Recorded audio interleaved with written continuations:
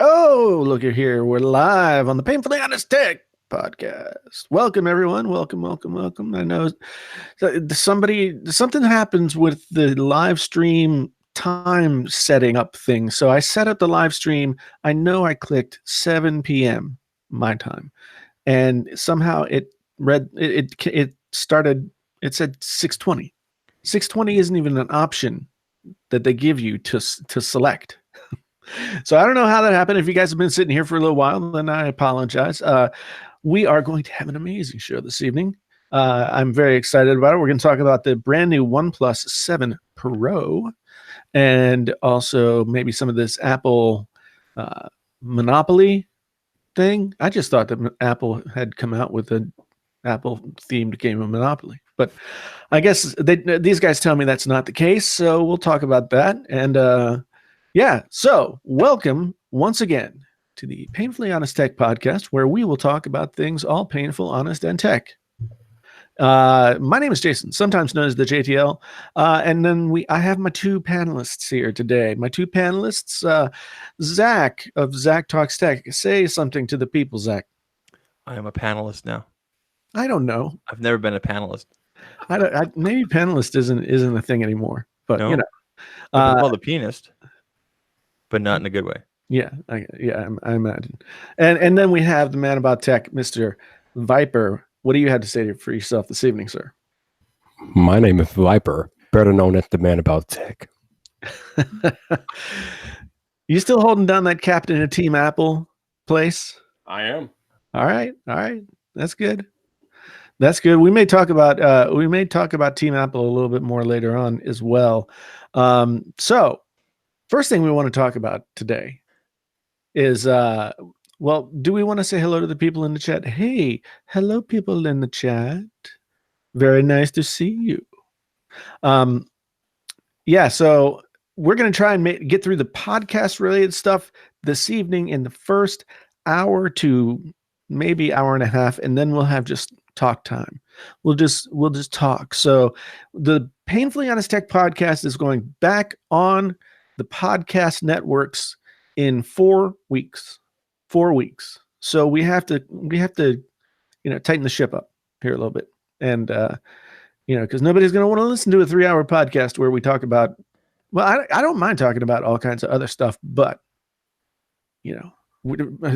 Tech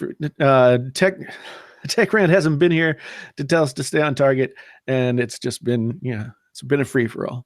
So tonight we're going to talk about OnePlus. We're going to talk about Apple Monopoly stuff. We're going to talk about maybe some other stuff.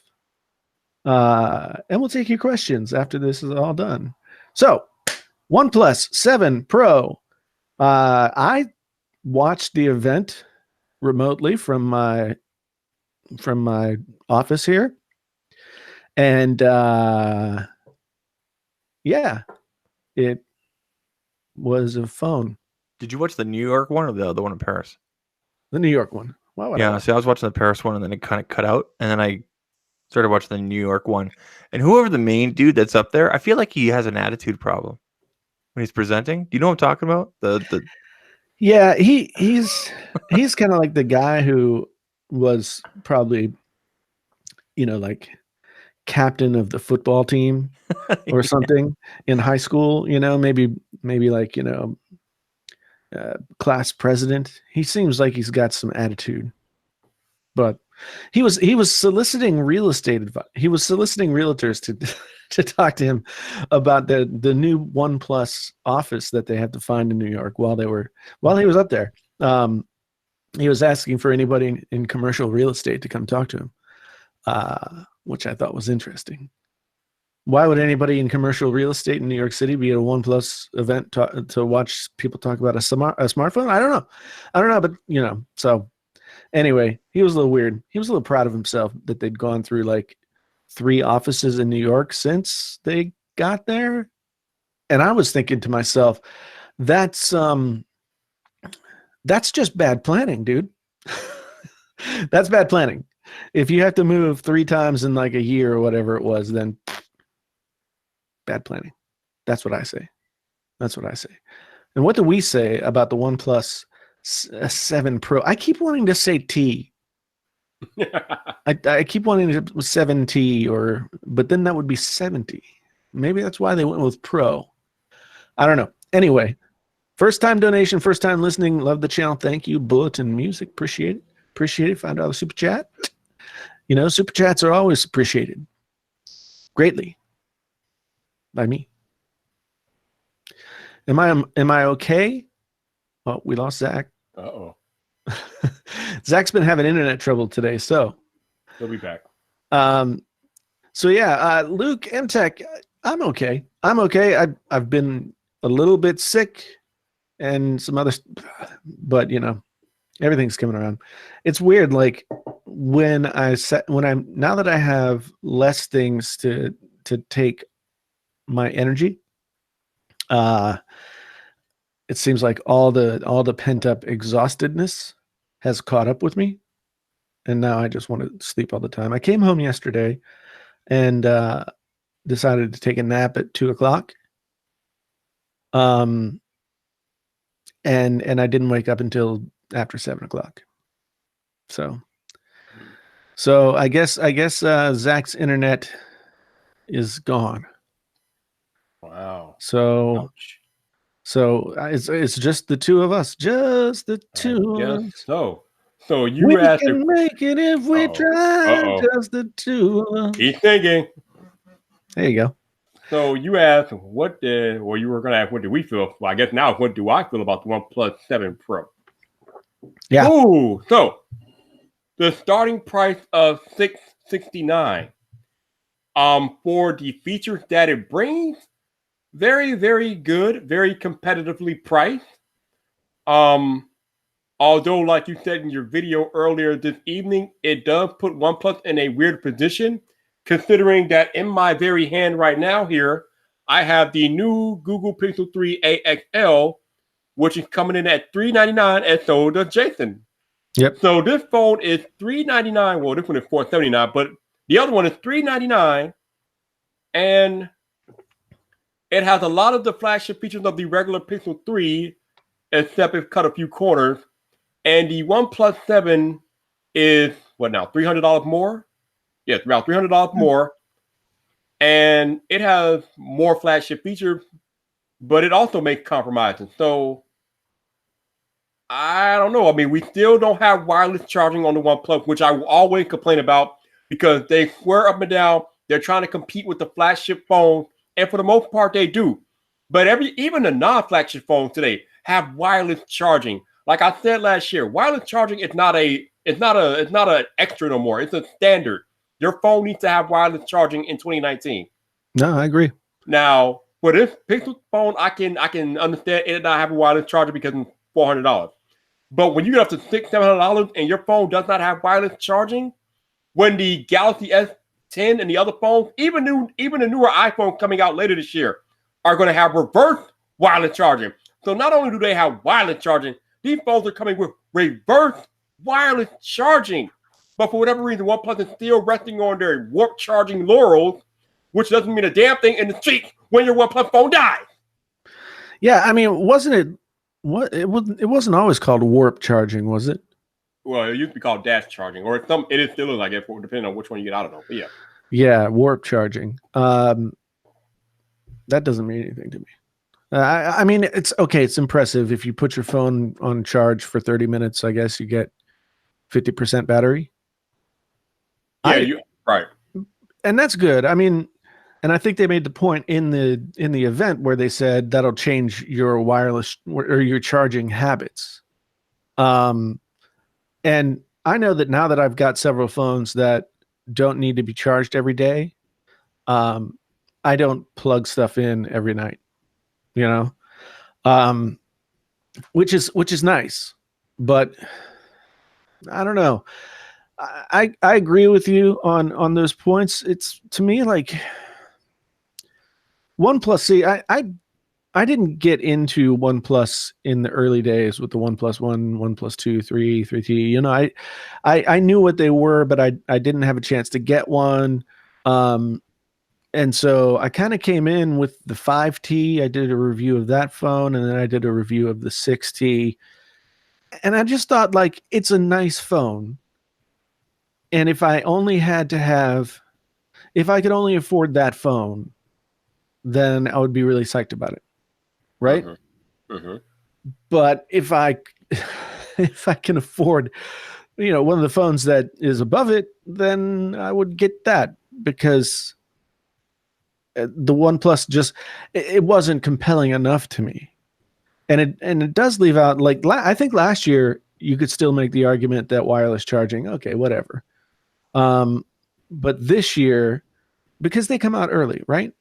They come out earlier in the year, and the bar has not yet been set. But now we're on the second year of pretty much all flagship phones having wireless charging. And yeah, I just don't think that you can put yourself in the $600+ price range and not have that feature in 2019. And the argument, well, actually, OnePlus, for whatever reason, it's against OnePlus's ideology to add wireless charging. But some people have surmised that it will make the phones too expensive. When the iPhone went from 7 to 8, and the 8 included wireless charging, and the iPhone 7 didn't, the price difference was $50 damn people. So it's not that wireless charging is too expensive. That's not it. Well, see, I mean, I can understand where OnePlus is coming from, because they want to have their margins cut as thin as they can, so they make their profit, but they also can get up there and still keep the lower price. Adding $50 to the OnePlus 7 Pro, even just the base model, puts it at 700 and something, and then you're looking at Samsung Galaxy S10e or iPhone XR.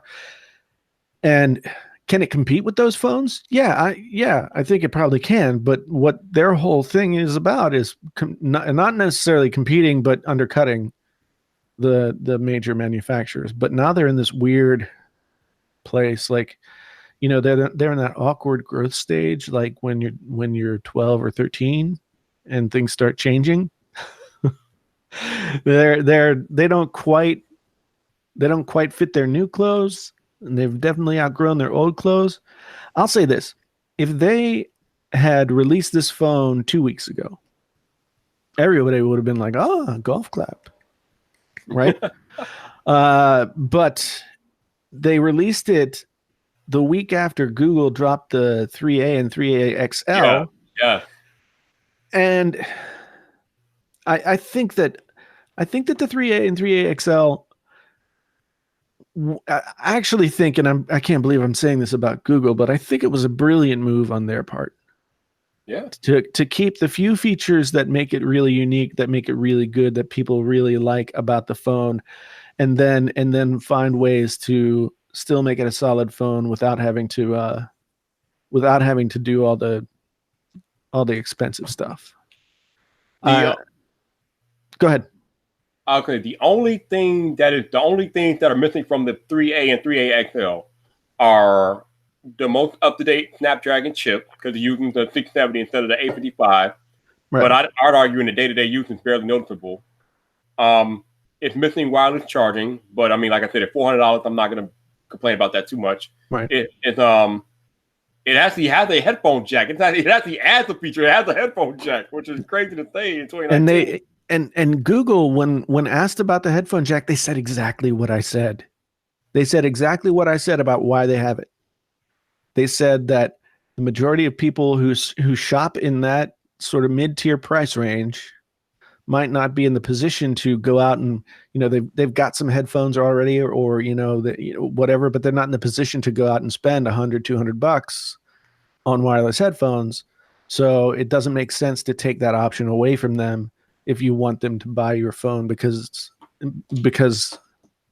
it's got the features that they want and not that one feature that is pretty necessary. And the whole narrative of the headphone jack being obsolete or whatever is ridiculous. Yeah, it's not obsolete, not at all. And there's no reason not to have it either. No, I would have to agree. The other things that the 3A or 3A XL don't have, obviously the 3A and 3A XL are made of plastic. They're made of a polycarbonate material, which, I mean, not a really big deal. The build quality is still good enough for me. and they have a 1080p display. They don't have a quad HD display, but I mean, at this point, we're talking potatoes. I mean, you're not going to notice much of a difference between HD and quad HD. Not really. No, I mean, unless you have them side by side. But yeah, the thing is though, and I've looked at, you know, I'm going to do a comparison with the 10R, right? There you go. And I've kind of been fooling around with them back and forth. The one thing about the Google's never been very good with their screens. Let's just be honest. But I think we all can agree that the difference that we see from 1080p to 1440 is not significant. Mm-mm.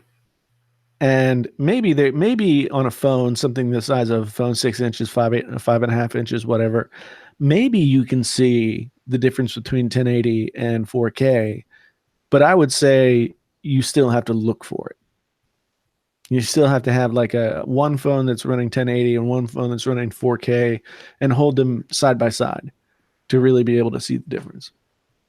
So that's the way that I feel about it. I like to have the bells and whistles. The bells and whistles are nice, but now we're getting these options where the bells and whistles are cut back, but the good stuff is staying. It's still there. Yeah. So I'm gonna get away from the whole wireless charging argument because I beat that with a dead horse over the past year. So if I ignore that the 7 Pro doesn't have wireless charging, let's talk about what it does have. So the 7 Pro does have a quad HD display. It has a completely bezel-less display. There's no notch, no cutout, no nothing. You have the pop-up camera, which is, I mean, some people like it, some people don't. It is what it is. And it has that triple camera system on the back. But I watched a video from both MKBHD today and Michael Fisher, Mr. Mobile, and they both say that camera isn't up to par with the S10s and the Pixels of the world. So, which brings me back to what I was talking about earlier. When you put the OnePlus 7 Pro against the Google Pixel 3a XL, the 3a XL has a superior camera, is $300 less, and almost have many of the same flagship features of the regular Pixel. Right. So the question that one must ask is the OnePlus 7 Pro really $300 more or worth? Actually, no. The question is the OnePlus 7 Pro really $300 better than the Google Pixel 3a XL? I have a hard time saying yes to that. Yeah, I mean, maybe we should run down. I got notes from when I was watching the thing, and we'll run down the specs and the things that they focused on. So they focused on their quote unquote fluid AMOLED screen, which is just BS. 93% screen to body ratio. That's pretty impressive. The no notch thing is good to a certain extent. It's got a fingerprint sensor that looks like, from what they showed, it's like more than instantaneous. It looks like it's almost like activating before you touch it. They've got 90 hertz refresh rate on the screen, which is nice. It's very nice. Like, I can say from having used the iPad Pros as well as the 120 hertz Razer phone, that it is nice to have that more smooth motion from one thing to the next. But in everyday use, I would say that not many people notice it. Like, they grab their phone and they're trying to make a phone call, or they're checking their email. Nobody's really noticing that it's like, if you slowed it down by 50%, you would see it sort of stuttering. So it's got the motorized selfie cam, which is something to talk about in and of itself. Yeah. They claim that they opened and closed it 30,000 times, 300,000 times, 300,000 times, and it didn't fail. They've got a video on YouTube where you can watch it for 12 hours opening and closing. So basically the equivalent of watching paint dry. Yeah. Yeah. I mean, it's a nice marketing thing, but it's not it's not really that much. And then they showed the footage of them picking up a 40-something pound block of cement with the camera housing, like attached to the camera housing. You know, and that demonstration is kind of pointless because it actually has a cool feature wherein if the phone is falling, the phone gyroscope and Yeah. accelerometer pick that up and the camera resets it into its hiding place, which is pretty cool. Yeah. So if the camera does that upon droppage, why does it need to be able to lift 40 pounds? Like I don't know. I guess they're trying to prove that like it's that it's durable. I don't know. Yeah, I don't Maybe know. if your 10-year-old strung themselves up and was like swinging on the camera thing. I don't know. I don't. It's a weird thing. It's almost like Samsung using the robot to fold the Galaxy Fold like 200,000 times, and we saw how that played out. It didn't matter. No. When you test these phones and these features, you need to test real world use. It's not about how strong the camera module is. It's about what happens when you put the phone in and out of your pocket. What happens when lint get caught in there because that's a possibility. Even though more than likely it'll be closed when you put it in your pocket. But what if you press up something accidentally and the thing pops open while it's in your pocket, attracts Right. lint and dust in the department in the compartment? These are things that the manufacturers, for whatever reason, they don't test or they just glossed over. I don't know. Well, I mean, I guess not necessarily in defense of, but to just sort of put a counterpoint in here, as Zach before he disappeared while we were getting ready to start the show, he was talking about the Vivo phone from last year that had this, and basically, from what I understand, Oppo, Vivo, OnePlus, they're kind of all the same thing. They're the same parent company. Yes. And I have not heard, although it's not like a super well-known, or I don't think there are a lot of people out there carrying them around, at least in North America. I haven't heard of any failures of that mechanism in those Vivo phones. So, I'll give them the benefit of the doubt. But if people start having problems with the OnePlus phone when it comes out, then it was a mistake. No, I mean, I'm with you. I haven't heard of any failures either, but it is a potential point of failure because when you have mechanical motorized parts in your smartphone, and we know how rough people are with their smartphone, it could get interesting. But that safety feature that they implemented is pretty damn cool. I mean, I've never seen anything like that on a smartphone before. Pretty cool. Yeah. It's. I mean, it makes sense, and it's good. It's a good feature. I do wonder though, like it can detect when it's falling, but what happens if you throw your phone? Can it detect it being thrown? Because that would be interesting. Well, here's the thing. I mean, it's great that feature exists. However, if I drop my phone, the last thing I'm worried about is that camera housing.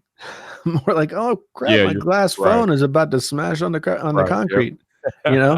Right. So I guess it would be okay that like the camera housing retracted, and so it's not going to be all busted up. But I don't know. It's. I think this is one of the first times that, at least on this side of the world, we've seen this feature in a major. Well, I don't know. Can you call OnePlus a major flagship phone? No, I don't think so. No, this is not a flasher phone. No, but they're at least a big player in the market at this getting point. close. Yeah, I mean they've got T-Mobile. I mean, not they're not a problem yet, but when they expand to more carriers, OnePlus is going to become a problem. yeah. But they're not there yet. They're not there. No, But going back to my earlier question, Jason, do you feel that the OnePlus 7 Pro is $300 better than the Google Pixel 3a XL?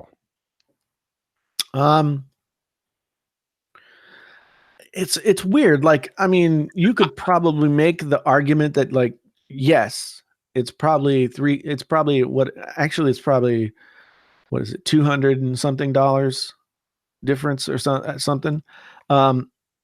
You could make the argument that it because it has some of those luxury features, then it is worth more money.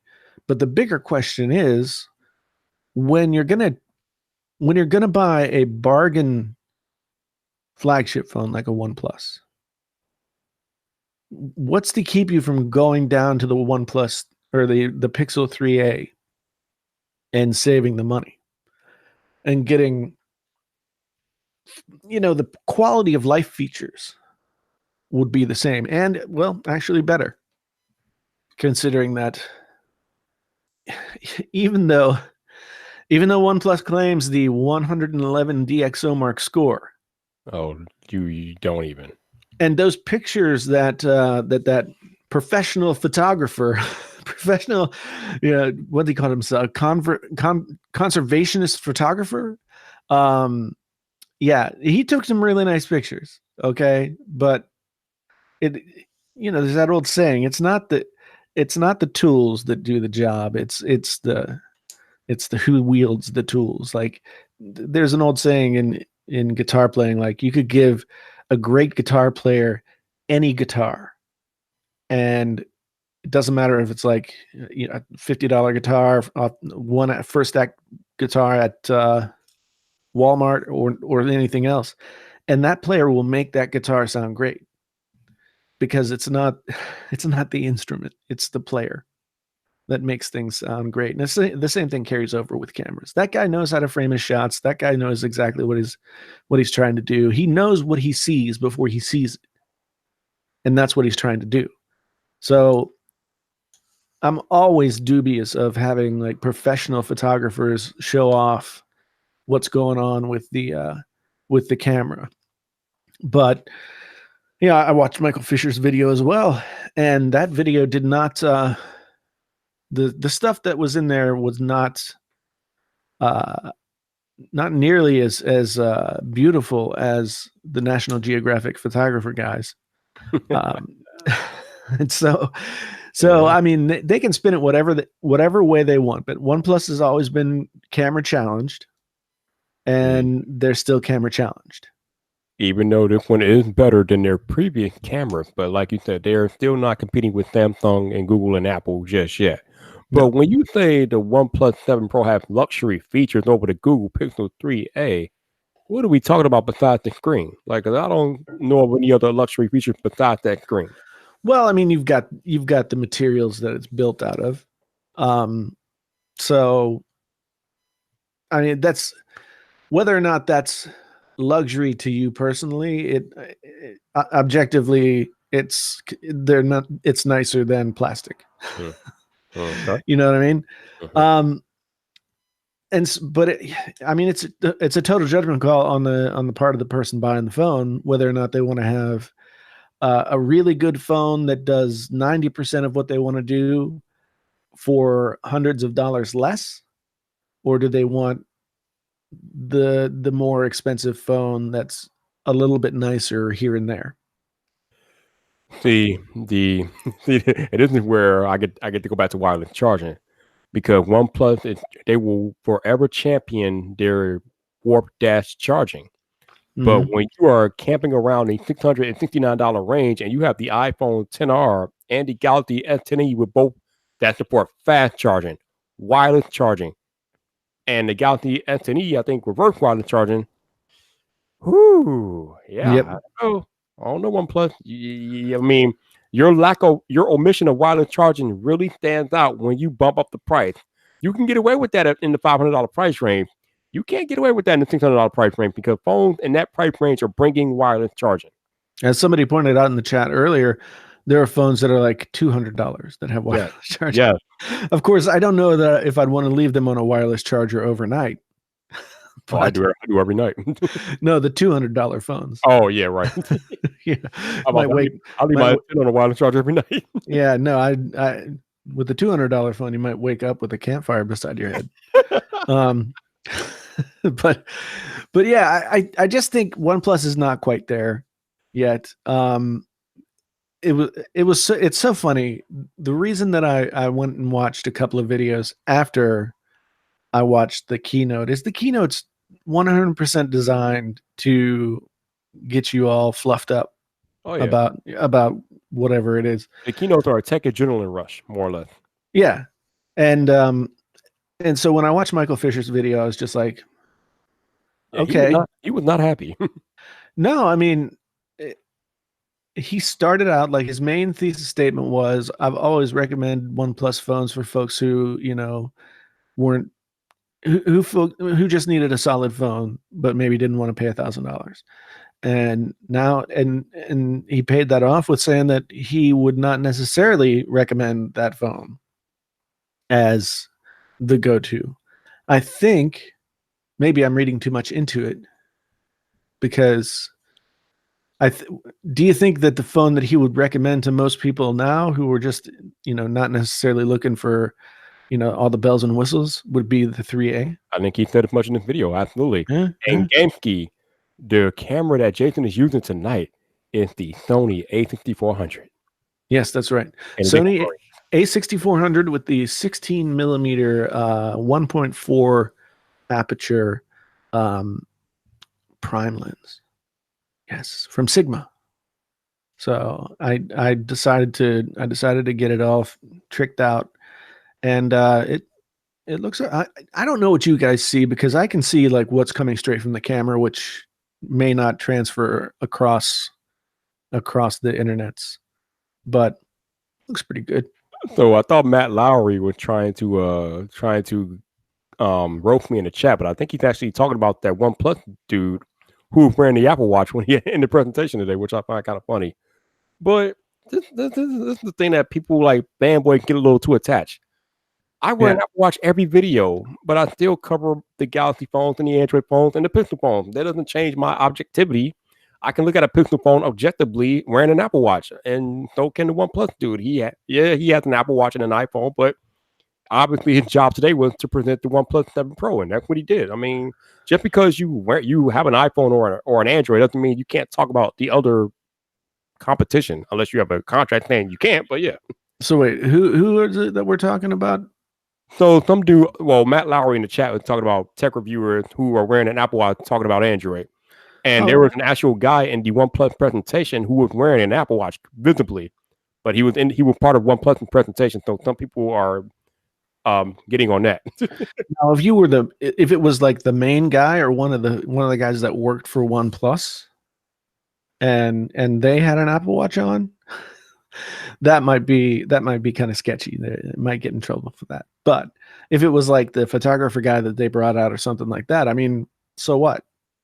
No big deal. Maybe that guy's been hired by OnePlus to do a job. He did a job, and he probably carries an iPhone on a daily basis.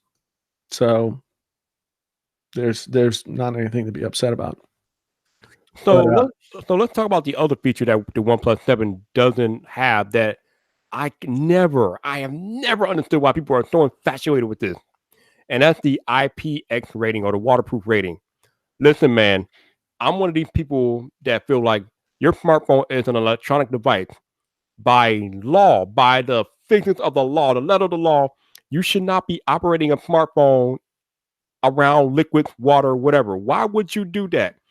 I'm like, maybe I'm in the minority here, but I have never cared about a smartphone's water resistance rating because I have no plans on using my smartphone near liquid. I don't know how you feel about this, Jason, but I just don't understand it. So the fact that the OnePlus 7 doesn't have an official IP rating, I could care less. Yeah, I mean, the folks at OnePlus went on record as saying if they got the IP rating, it would cost an extra $30 per phone, which, I don't know, that's a good racket if that's what IP ratings cost. I'm sure it might be more than that, yeah. But at the same time, like, and they made the point that if you have water damage in your phone, warranties don't cover it anyway. But I think that's kind of disingenuous to the point of having IP water resistance ratings.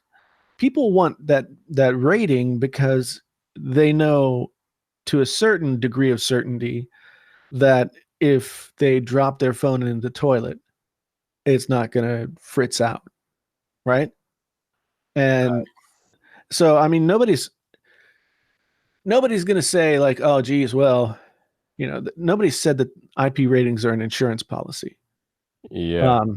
But they do give you an assurance that that your phone is gonna withstand a certain amount of water.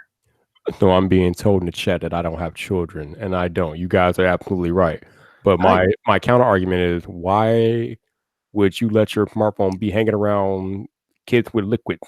Like, Here's the thing, like I my don't daughter was understand. born in 2003. There was no IP rating Nope. in 2003. Okay, so I mean, smartphones existed without an IP rating back before the current moment in time.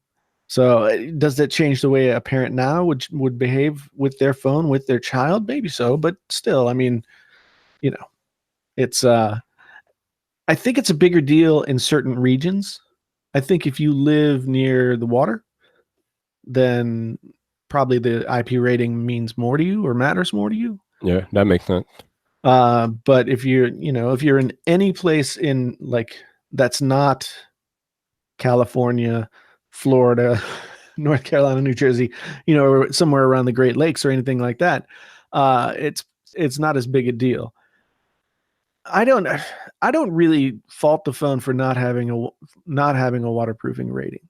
It's probably just as waterproof as phones that have IP ratings, but they just didn't pay to get the certification. Yeah, and they showed it much when they showed them dunking that phone in a bowl of water.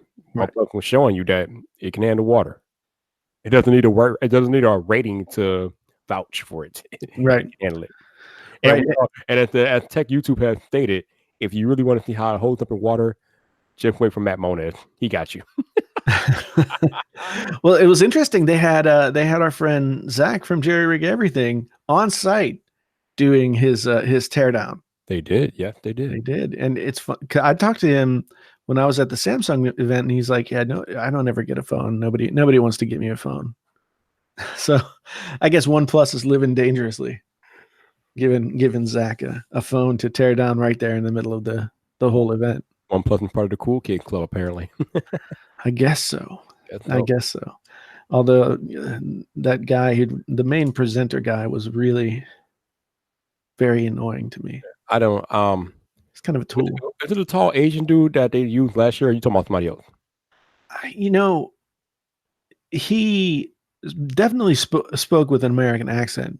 I couldn't really tell what his ethnicity was. He definitely had, it was a mix of something. It looked like, but I can't really say. The people on the OnePlus subreddit would not agree with me. Dude, I have been pissing off OnePlus fanboys for over a year now. None of them agree with me. It's okay. Yeah, I mean, what fanboy venue would agree with any of us about anything? It's like I'm hated by all. I don't know, but the OnePlus fanboys really hate me because I'm always bashing their phone for not having wireless charging. But I mean, like I said, putting all that aside, the OnePlus 7 Pro is a good phone. But as we've said all night tonight, and as it's been said in videos earlier today, the fact that it's now in the $600 to $700 price range puts it in a very precarious position. Yeah. It's not like we're not talking about the OnePlus of yesterday. We're done with that. They have grown up. They raised the price. They are now officially playing in big boy territory, and the rules are a little different when you're playing in big boy territory. Yeah. I mean, I liken OnePlus right now to like an indie band that was really popular, and then they got the major label record deal, and everybody thinks they sold out. Right? So the problem is that they won't sell out because they won't put wireless charging. They need to sell out now, live wireless charging. when they sell out, we would have known that they have wireless charging, and now they're officially official. Because until they get wireless charging, they are not official yet. Well, they're still kind of like I don't know. They're sort of trying to hold on to their street cred. Yeah, they're holding on hard. And yet they're bumping the price of the phone up to where that's the problem. They're holding on to their street cred while raising the price. Yeah. And since they raised the price, now they're in a tier of phones that have wireless charging. So they're automatically handicapping themselves by not having wireless charging in this price tier. Yeah. Yeah. I mean, maybe it speaks a little bit to their sort of they've always been a niche phone. They've always been kind of an enthusiast phone. Maybe they're a little bit more out in the general public now that they've been with T-Mobile.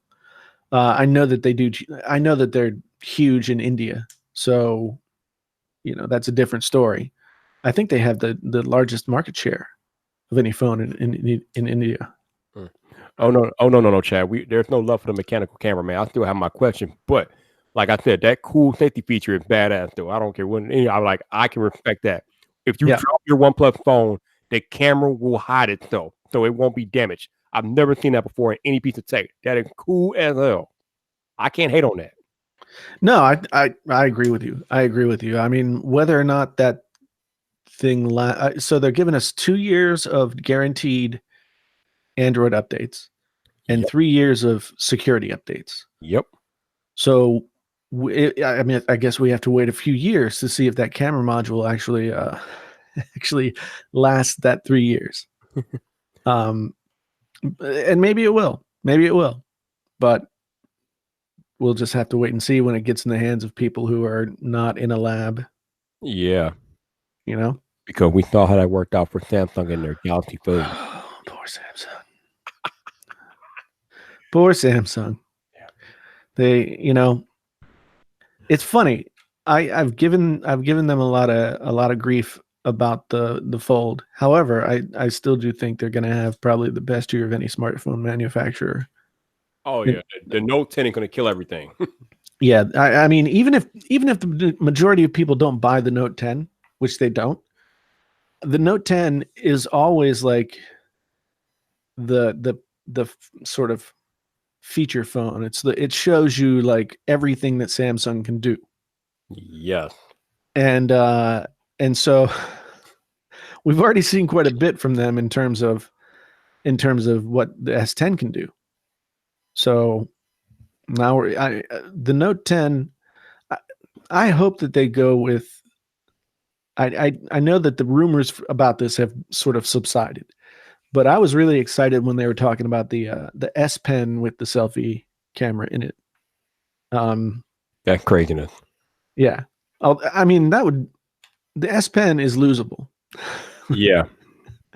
And even if the phone reminds you that you've just walked away from it, it would really suck to like get home from work one day or get home from being out taking pictures, whatever, and realize that you don't have your S Pen, which is also your front-facing camera. So now you got to replace it. It's going to cost you like $200 or something. So I still think that would be really cool. Anything that they could do to go completely no notch, no hole, no nothing. That's one thing I think OnePlus did successfully here that they should get credit for. And the way that they did it, we're not quite sure if it's going to work out, but they do have the first like 93, what was it, 93.2% screen to body ratio. That's a lot. So we got to give them props on that. The 90 hertz, I don't know. I like if it was 120 hertz, I'd be like, okay, that's hot.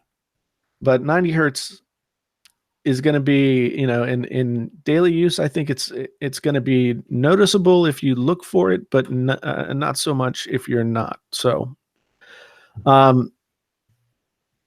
yeah, I don't generally get super excited about OnePlus phones, and I'm not super excited about this one. So it is the best OnePlus phone ever, but I mean that's easy to say. But it's coming with some serious features, and it's on T-Mobile, so they have a chance to do well with it. They have a chance to do very well. Let's be honest, though. Being on T-Mobile is not exactly like no. You just made it to the NFL or something. No. But it is better than not being on any U.S. carrier. So they have that for them. Yes, that's very true. And I think T-Mobile's doing some pretty aggressive things with the phone at launch. So we'll see. We shall We'll see. Yes, The iPad Pro has 120 hertz. it does. That's what people are referring to there. But Viper, there's other news besides OnePlus 7. There is, yes. Last night you did a live stream about this new Apple App Store monopoly, whatever. Uh-huh. And so let's discuss that. I mean, because to me, it's a very interesting topic. So give us a little rundown of what the whole thing's all about. All right, you might want to turn down the volume on your headphones because this might get a little loud because I'm starting to get annoyed with people.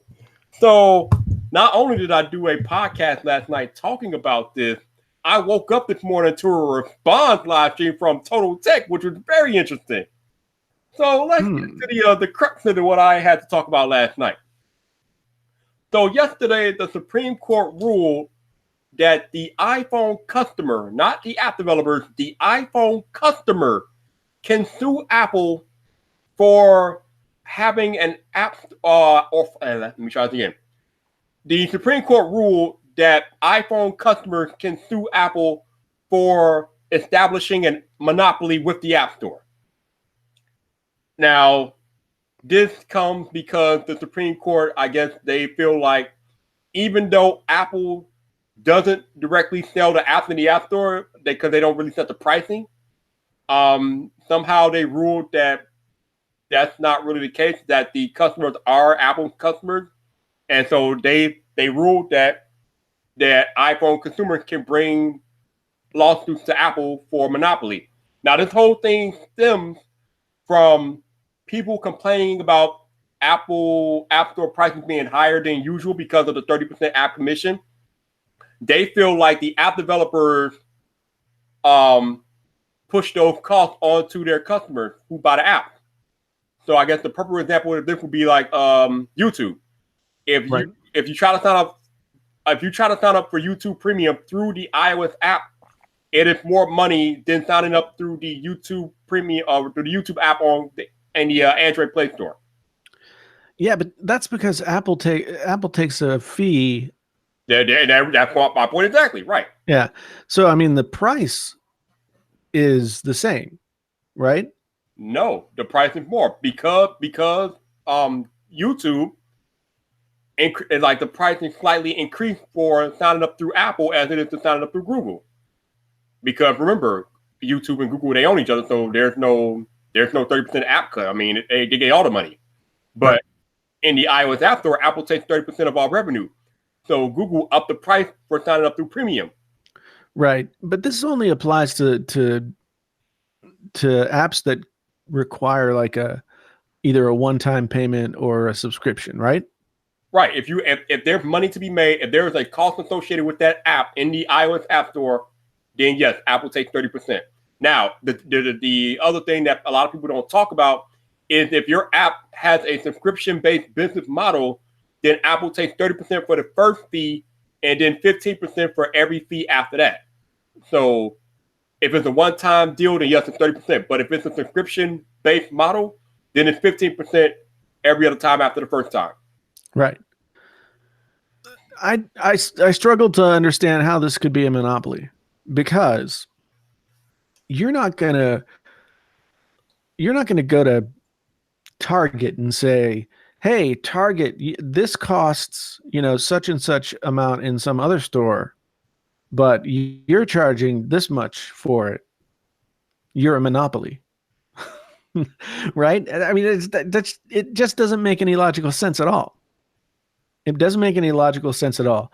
The Apple App Store was created to be a place where people could go to get apps for Apple products. Right? Yep. So if you want to do business on the Apple App Store, they have every right to say it's this much money to take up our digital shelf space, right? And to do business through our different stuff. And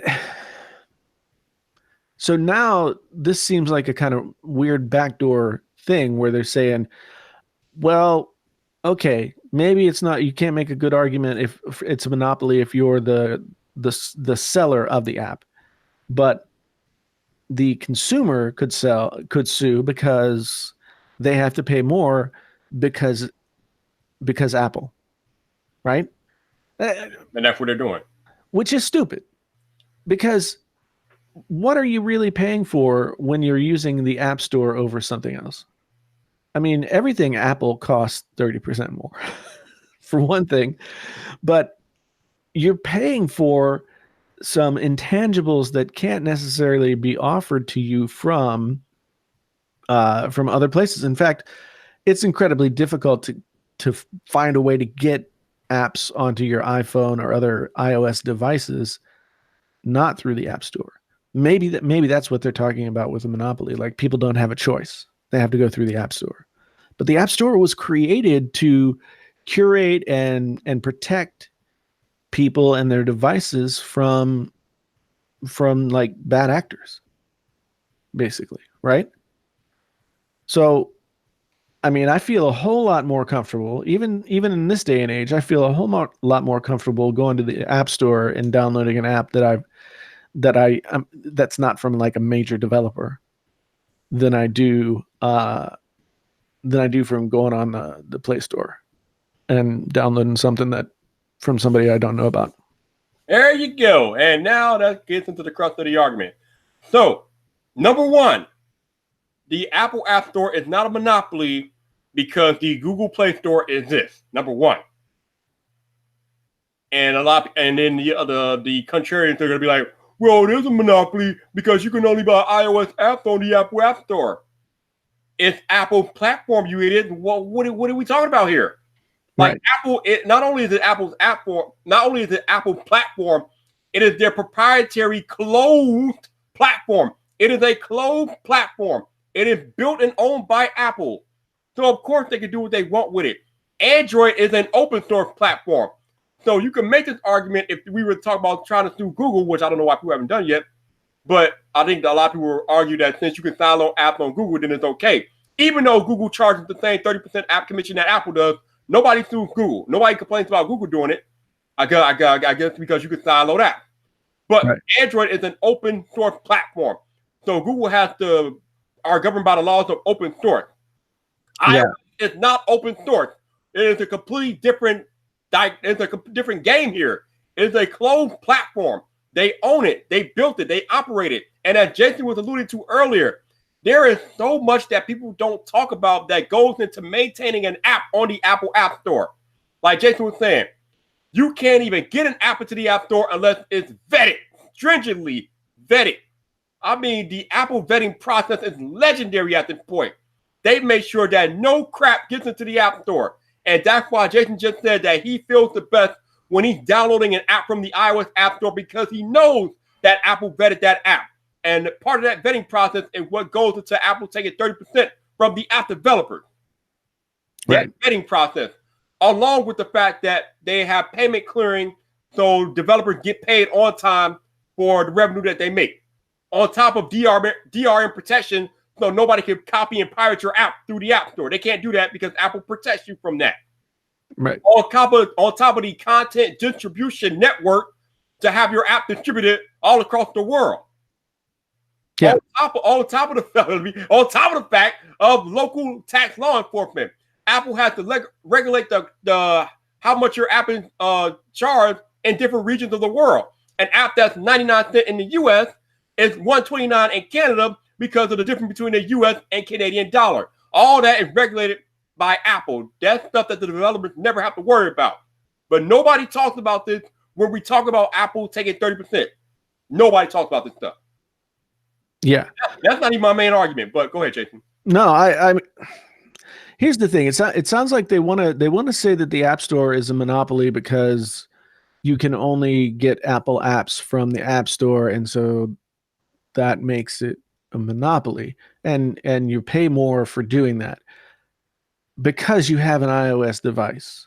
Okay, here's the thing though. I mean, Apple would have to be the only manufacturer of smartphones in order for this argument to work, in my opinion.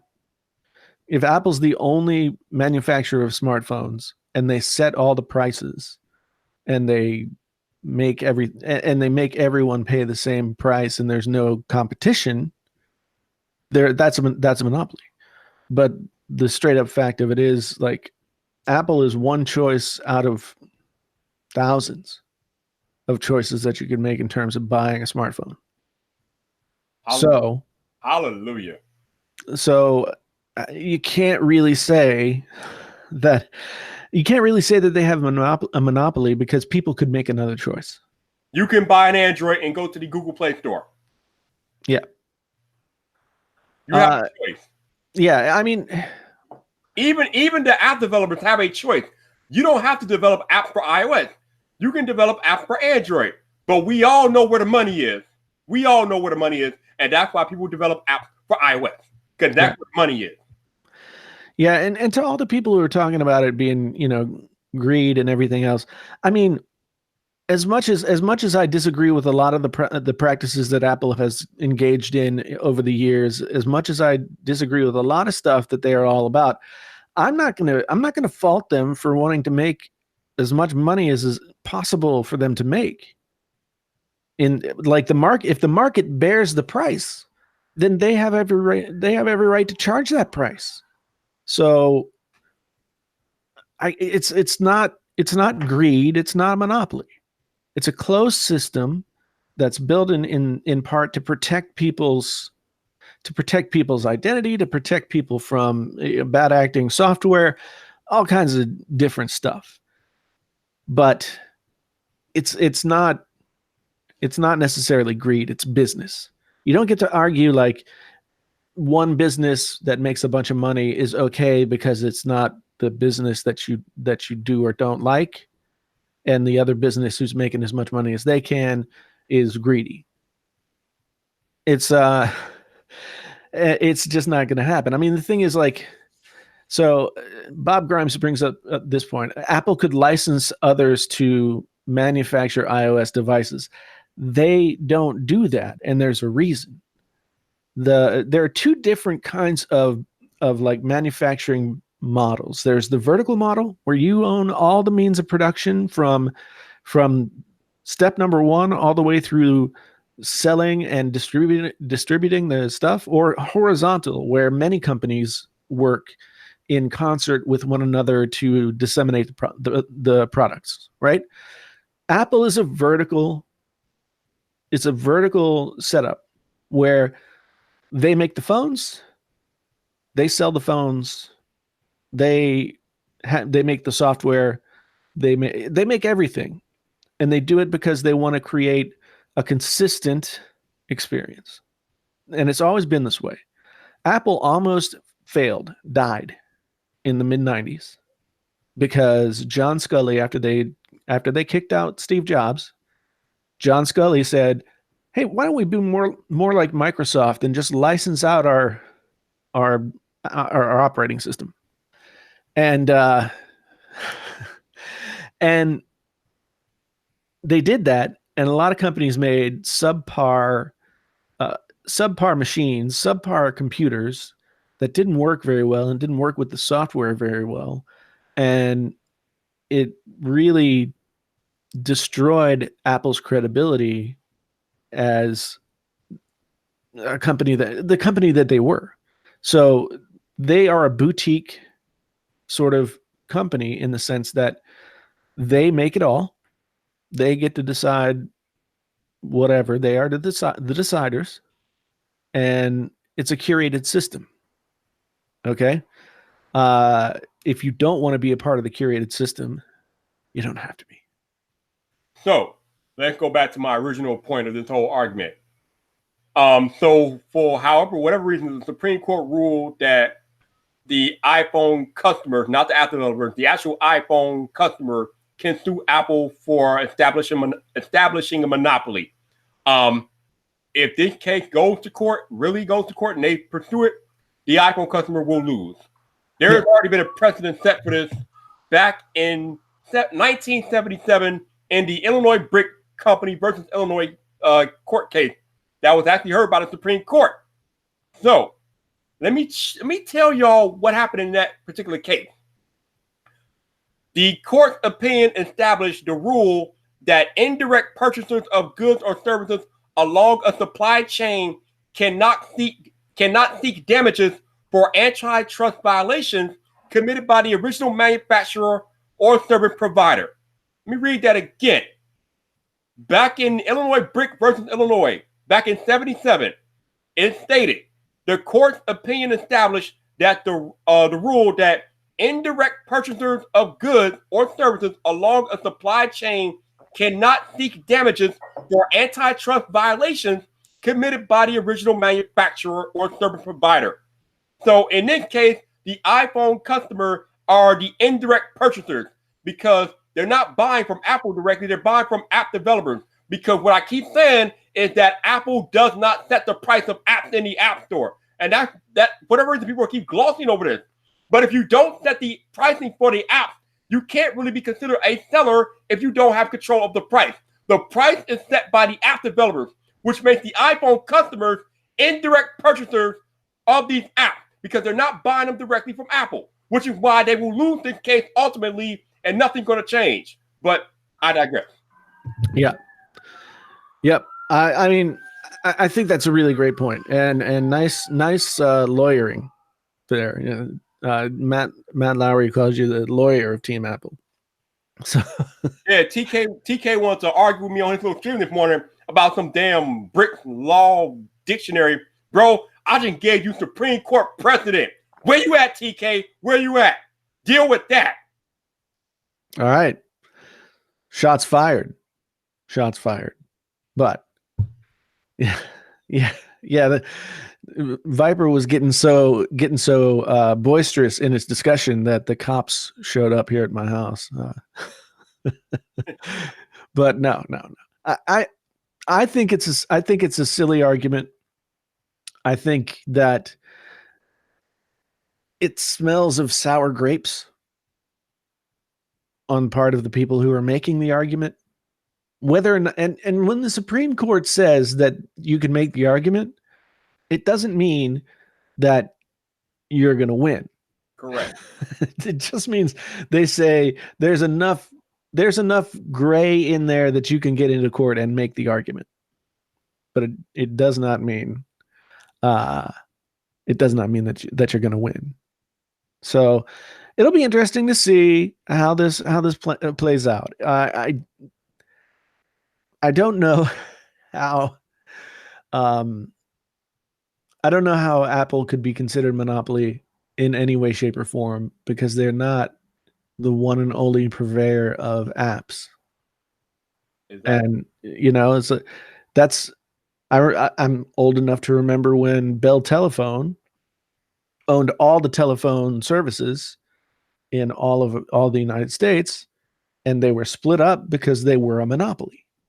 There was no other option. You had to go through Bell if you wanted a phone service. Even if you were buying from even if it was a second party distributor, it still had to go through that system. So that's the whole deal on how monopolies work. So Matt said I'm arguing it wrong. I don't know how I'm arguing it wrong, but you all will see once you find out that the iPhone customer loses the case. Now I'll be like, I told you all a month ago. But whatever. Yeah. So we're gonna have to see how that plays out. I don't hold very much hope for the folks. I don't hold very much hope for the folks who are trying to make the argument that it's a monopoly. I don't think it has anything to do with fanboyism or anything like that. I just read you legalese and they call me a fanboy, but okay, whatever. Like I said, when the iPhone customer loses the case, whatever. Y'all gonna learn. Y'all gonna learn today. Y'all gonna learn. Okay. So we're practicing for the actual podcast. That's going to be an actual podcast starting in 4 weeks. And right now we've completed our discussion of the two major topics that we were going to discuss. So at this point we would end the podcast, right? Maybe we'll have some kind of fun little thing, but the podcast would end. We're trying to be around an hour, but that doesn't mean we don't have more to talk about. Okay, so for those of you who want to do Painfully Honest Tech podcast after hours, stay tuned, because we've got a bunch of different things to discuss. Should we stay on technology related topics for a moment? Probably, because if we go into where I think you're going, I'm going to be uber pissed. So maybe we should stay in technology. Well, that's interesting. Oh yeah. Oh yes. Because you and I might have a differing opinion. That oh God, you're gonna make me even more mad than I'm already am. Oh Lord have mercy. Yeah. And I've got a master's degree in the storytelling. Dude, I don't care about your master's. I'm mad. I am mad. All right, but first we have to talk about the odyssey that I've been going through, that I seem to go through on a yearly, if not like semi-yearly basis, of getting super pissed at Apple and being really annoyed at certain things. Don't tell me you're backing out already. It's not already. I've been using Windows exclusively for the past 6 weeks. I only said something about it like 3 or 4 weeks into when I was actually doing it. I didn't communicate that. I see you, John. I see him too.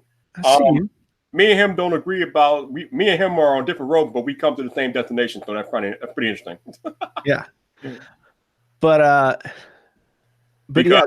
I saw John's video this morning. He doesn't agree that Apple can't consider iPhone direct customers.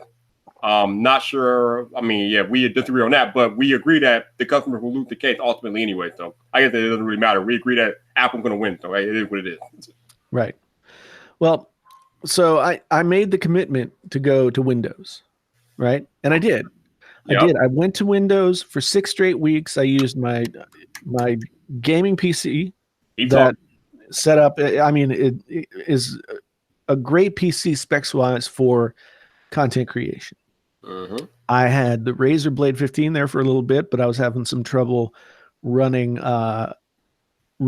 Premiere and getting it to use the GPU. So I traded for Surface Book 2, and I used that for a couple of weeks. And it wasn't any one thing. I mean, if you really wanted to, you could dig down deep and you could spend the time and you could get stuff figured out. But I found that almost every time I went to do something, there would be some little thing in Premiere that wasn't working quite right. And so then I'd spend 20 minutes figuring out that. Or, well, what happened yesterday was I was working and suddenly I got a blue screen to death. And I had to wait for the computer to start itself back up again. So I lost a half an hour. Luckily, I didn't lose any work. But at that point, blue screen to death, I'm sitting there trying to get my work done. And I just said, you know what? This doesn't happen with any kind of frequency on Apple devices. So I went down and got the iMac Pro and brought it back up. And here I am again. Back in the Apple world. At least from the computer standpoint. And it just, I do this, and then Tech Rant, I don't know if you guys have seen Tech Rant's video where he compiled like all of the times that I tried to leave and then came back to Apple just like last year. Mm-hmm. It's a very funny video. It's really funny, and I should watch that video every time I think about going to another platform. So this is very interesting to me because I remember sitting on this very podcast about 3 weeks ago, and I told you I'd give you a few months, but you will be back. Do you remember why I told you will be back? Refresh me. I told you will be back because I told you that something would happen that would impact your workflow and that you wouldn't like it and you would come back. And what did you just say to me, Jason? Yeah, well, it's true. You just said that something happened with your workflow and it messed you up. It held you back, what, half an hour, you said? Well, I mean, it was just that time. It was a half an hour, but there were little things that I'd have to mess with. No. Damn that, Jonathan. I predicted that, Jonathan. I'm gonna enjoy my moment, Jonathan. Don't take this from me, damn it. I told him he was gonna come back. Yeah.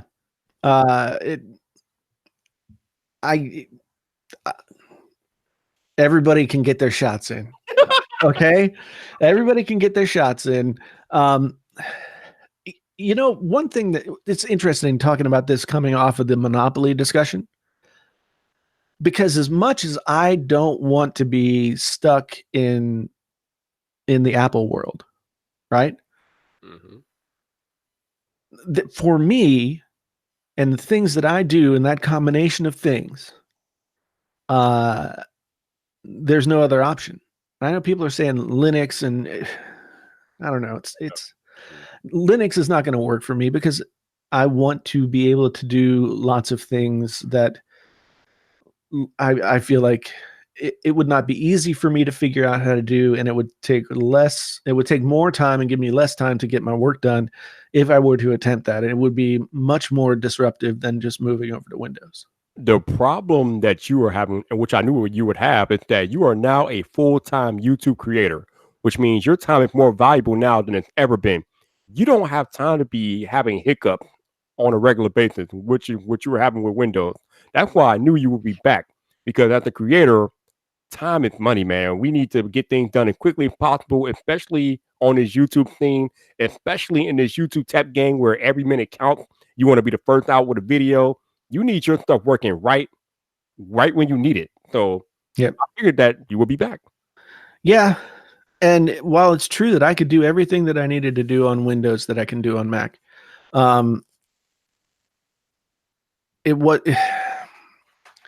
there's just something about the way that it works on the Mac that the Windows can't replicate. This is kind of interesting to me because I did a video about a week or two ago. I did a collaborative video called "Why You Stay with Apple," and I had 8 different creators in the video.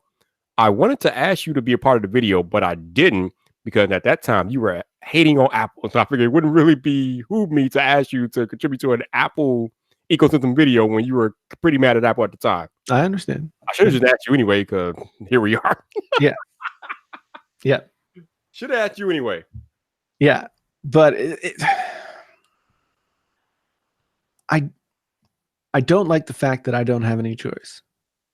But the fact is, if getting the work done is my number one priority, then I really don't. So, piggybacking off what you mentioned earlier, Jason, because you get your best work done on Apple devices, do you feel like Apple has a monopoly because you can't get that production on any other platform, Jason? Is Apple having a monopoly?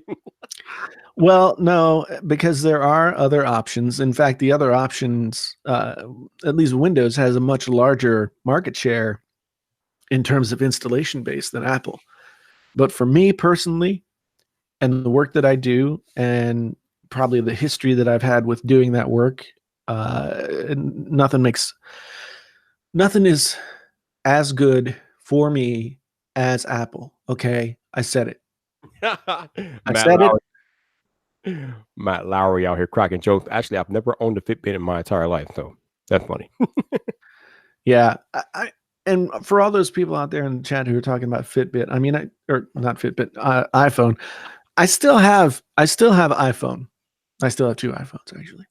And the thing is, again, because I've moved into this full-time role with YouTube, and I talk about smartphones the majority of the time on my channel, it would not make sense for me not to have at least one iPhone, because I've got brands that want to sponsor videos, and they want to be attached to an iPhone video, or they want to be attached to, something that's related to whatever. Now that they're not dictating the content that I'm putting out there, but they are going to sponsor ad reads that go inside of stuff, and so they want to have those options. And I don't want to not be able to. I don't want to not be able to do that. And I always have something to say about an iPhone. So, what about an Apple Watch? I still got my Apple Watch too. Yeah, because Jason just said he kind of has to have an iPhone being a techie because, like you said, brands are going to attach themselves more readily to an Apple video. I mean, it is what it is. Or it just depends on what they're. So some brands might be very specifically gearing their products toward an Apple audience. Right. Some brands might not care. They're I've got plenty of brands that I'm working with that it's not really nearly that strict, but I do have people that come and say, we want to be, do you have anything coming up that's an Apple video that would work for us to place an ad? And I can't afford to not take that business, Got to get it in, man. Got to get it in. Yeah. Why am I out of focus? Focus. Come on, you can do it. Are you shooting a manual focus or autofocus? It's an autofocus, but it keeps like every once in a while it goes a little wonky. Interesting. It's dark in here. I've got the one key light. Oh, okay. But the rest of the room is pretty dark. So, did I burn your eyes out with the palm of my hand, Matt? So we just had a controversy 2 weeks ago about this Starbucks cup in Game of Thrones. Yep. And Jason is drinking from a cup that might look like it might end up in a Game of Thrones set. Yeah, see, if they were drinking out of this cup on Game of Thrones, their Starbucks, then it probably would have gone okay. Yeah, nobody would have noticed that. That would have looked like it belonged. Right. I heard that I think it was Sophie Turner threw Emilia Clarke under the bus. Yeah, she did.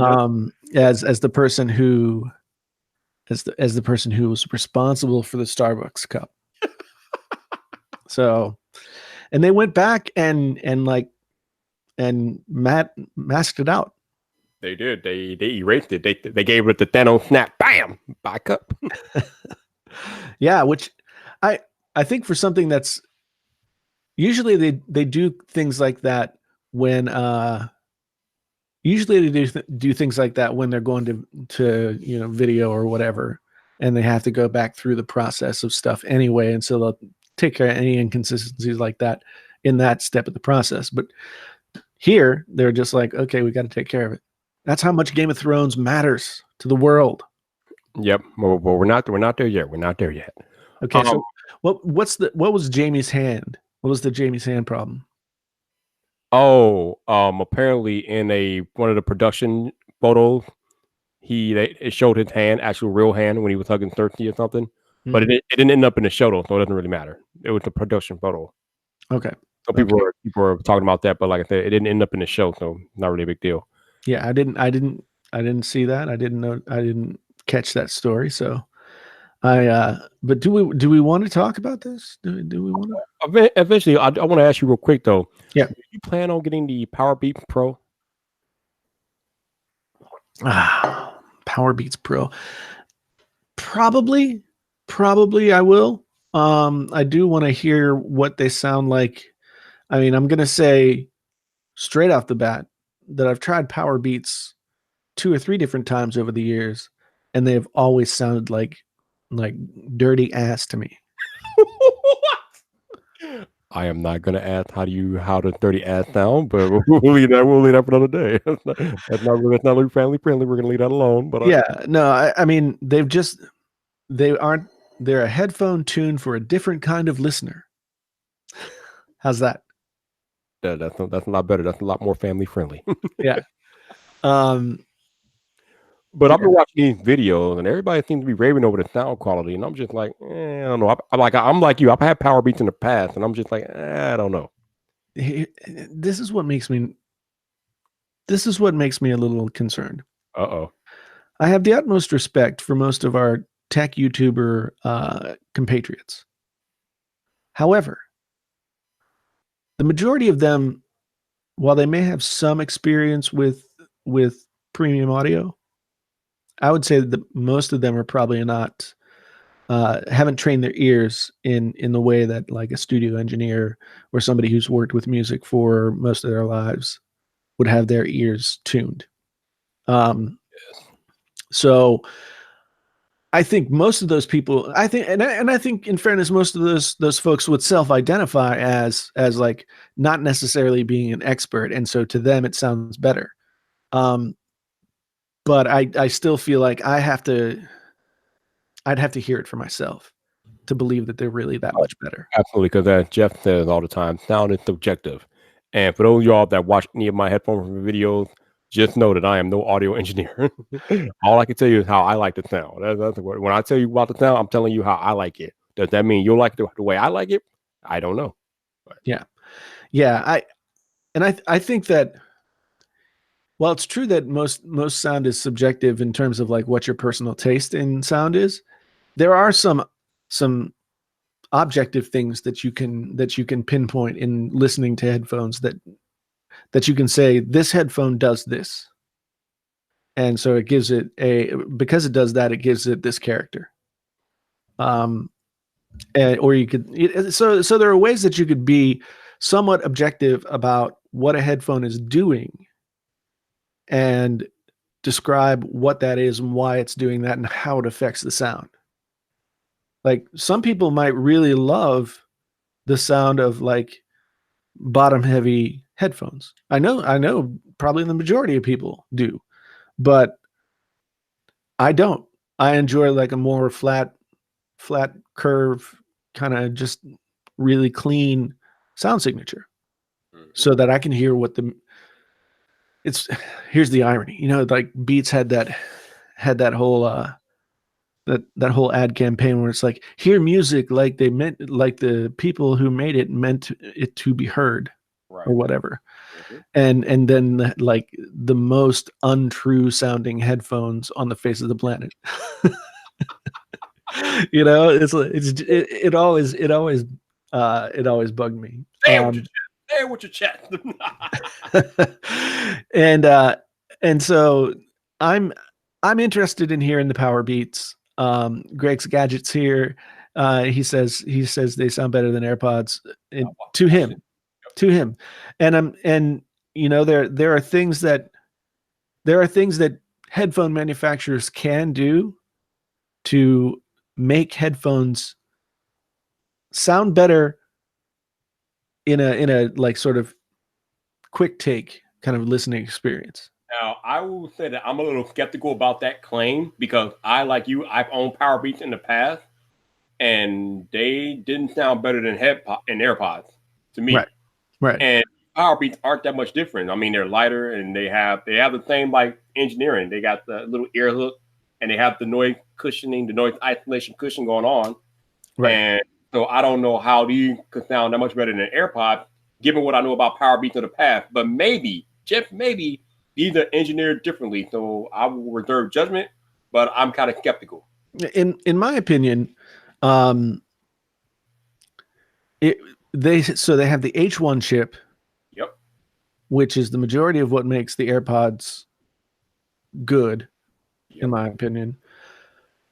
If they have different drivers, and those drivers are somehow like better tuned than the previous Power Beats drivers, then maybe they sound good this time. But my experience with Power Beats in the past is like taking 2 Q-tips and stuffing them in your ears, and then like hooking speakers onto the ends of those Q-tips, and whatever vibration got through the Q-tips was what you heard. Wow, that is a hell of an analysis there, Jason. They were really indistinct. They were really bass heavy. They didn't have any kind of like clear top end whatsoever. And so it wasn't good. But to be fair, all Beats kind of sounded like another to me prior to the Apple purchase of Beats. the sound signature of most Beats headphones since Apple purchased them has come back to being more neutral. So who knows? The Beats X, I mean, I like the Beats X a lot. The Beats X are basically Gen 1 AirPods with a cable in between them. Speaking of AirPods, Jason, how do you feel about the sound of AirPods?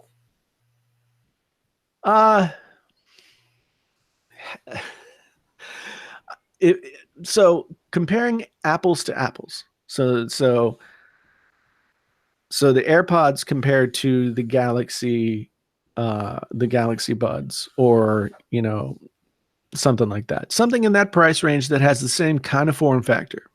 I would say that the AirPods are just kind of go straight down the middle. There's nothing exceptional about them, but there's also nothing that really takes away from the experience. So they're just like a straight down the middle, kind of like inoffensive sound signature that will sound pretty good with most everything, but not great. Okay. Now, see me, I love the AirPods. Now, I'm not an audiophile, but I think they sound damn good. And they actually have a surprising amount of bass, given the fact that they don't have any noise isolation or anything like that. There's a reason for that. Everybody likes to laugh at the little stalks that stick out of your ears, but those are actually bass reflex ports. They were designed specifically. Okay. I need that in English. Well, they were designed specifically. There are little holes and cutouts and stuff on those headphones. Those things are actually ports to allow for different frequencies to pass through, different frequencies to sort of be accentuated.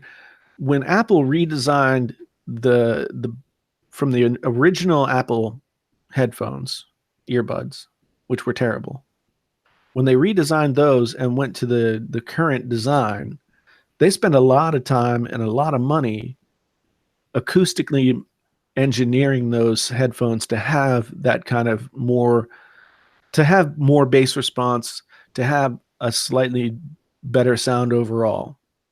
And they've done it. And with the AirPods and the technology that they put inside the AirPods, I think that they've got decent sound for listening to stuff.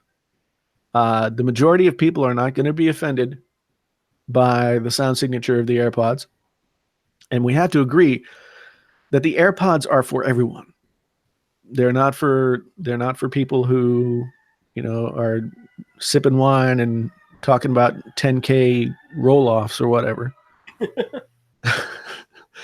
But they're for everybody, and they do a good job at just about everything. They don't excel at any one thing except for being really reliable, which is why people pay the money for them. Yeah. So I've got no real problem with the AirPods that way. I mean, and it was when I compared them to the Galaxy Buds, which I thought on their own, when I got them and I listened to them on their own without anything to compare against, I thought, oh, these sound pretty good. And then I listened to them compared to the AirPods, and the AirPods blow them out of the water. Yep. They just do. There's the Buds have better isolation. The Buds have a lot of things going for them, but they don't sound as good as the AirPods. No. And it really shocked me because I have both of them as well, and I came to the same conclusion. And it really shocked me because, like you said, the Galaxy Buds are engineered to sound better than AirPods. They have the ear wig that you can lock it down in your ear, and they have the noise isolating cushion.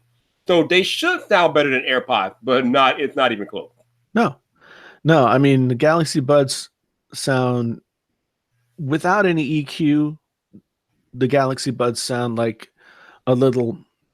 I'm looking at you, camera. I see you. Not focusing on me.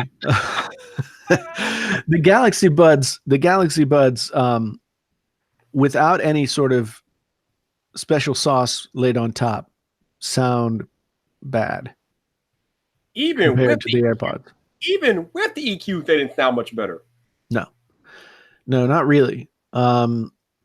Which I know that there are some people out there who will swear that the Galaxy Buds sound better. No, they don't. They're But- lying. You know, there are subjective aspects to like what sounds good and what's not, but what doesn't. But this is not subjective. This is not subjective.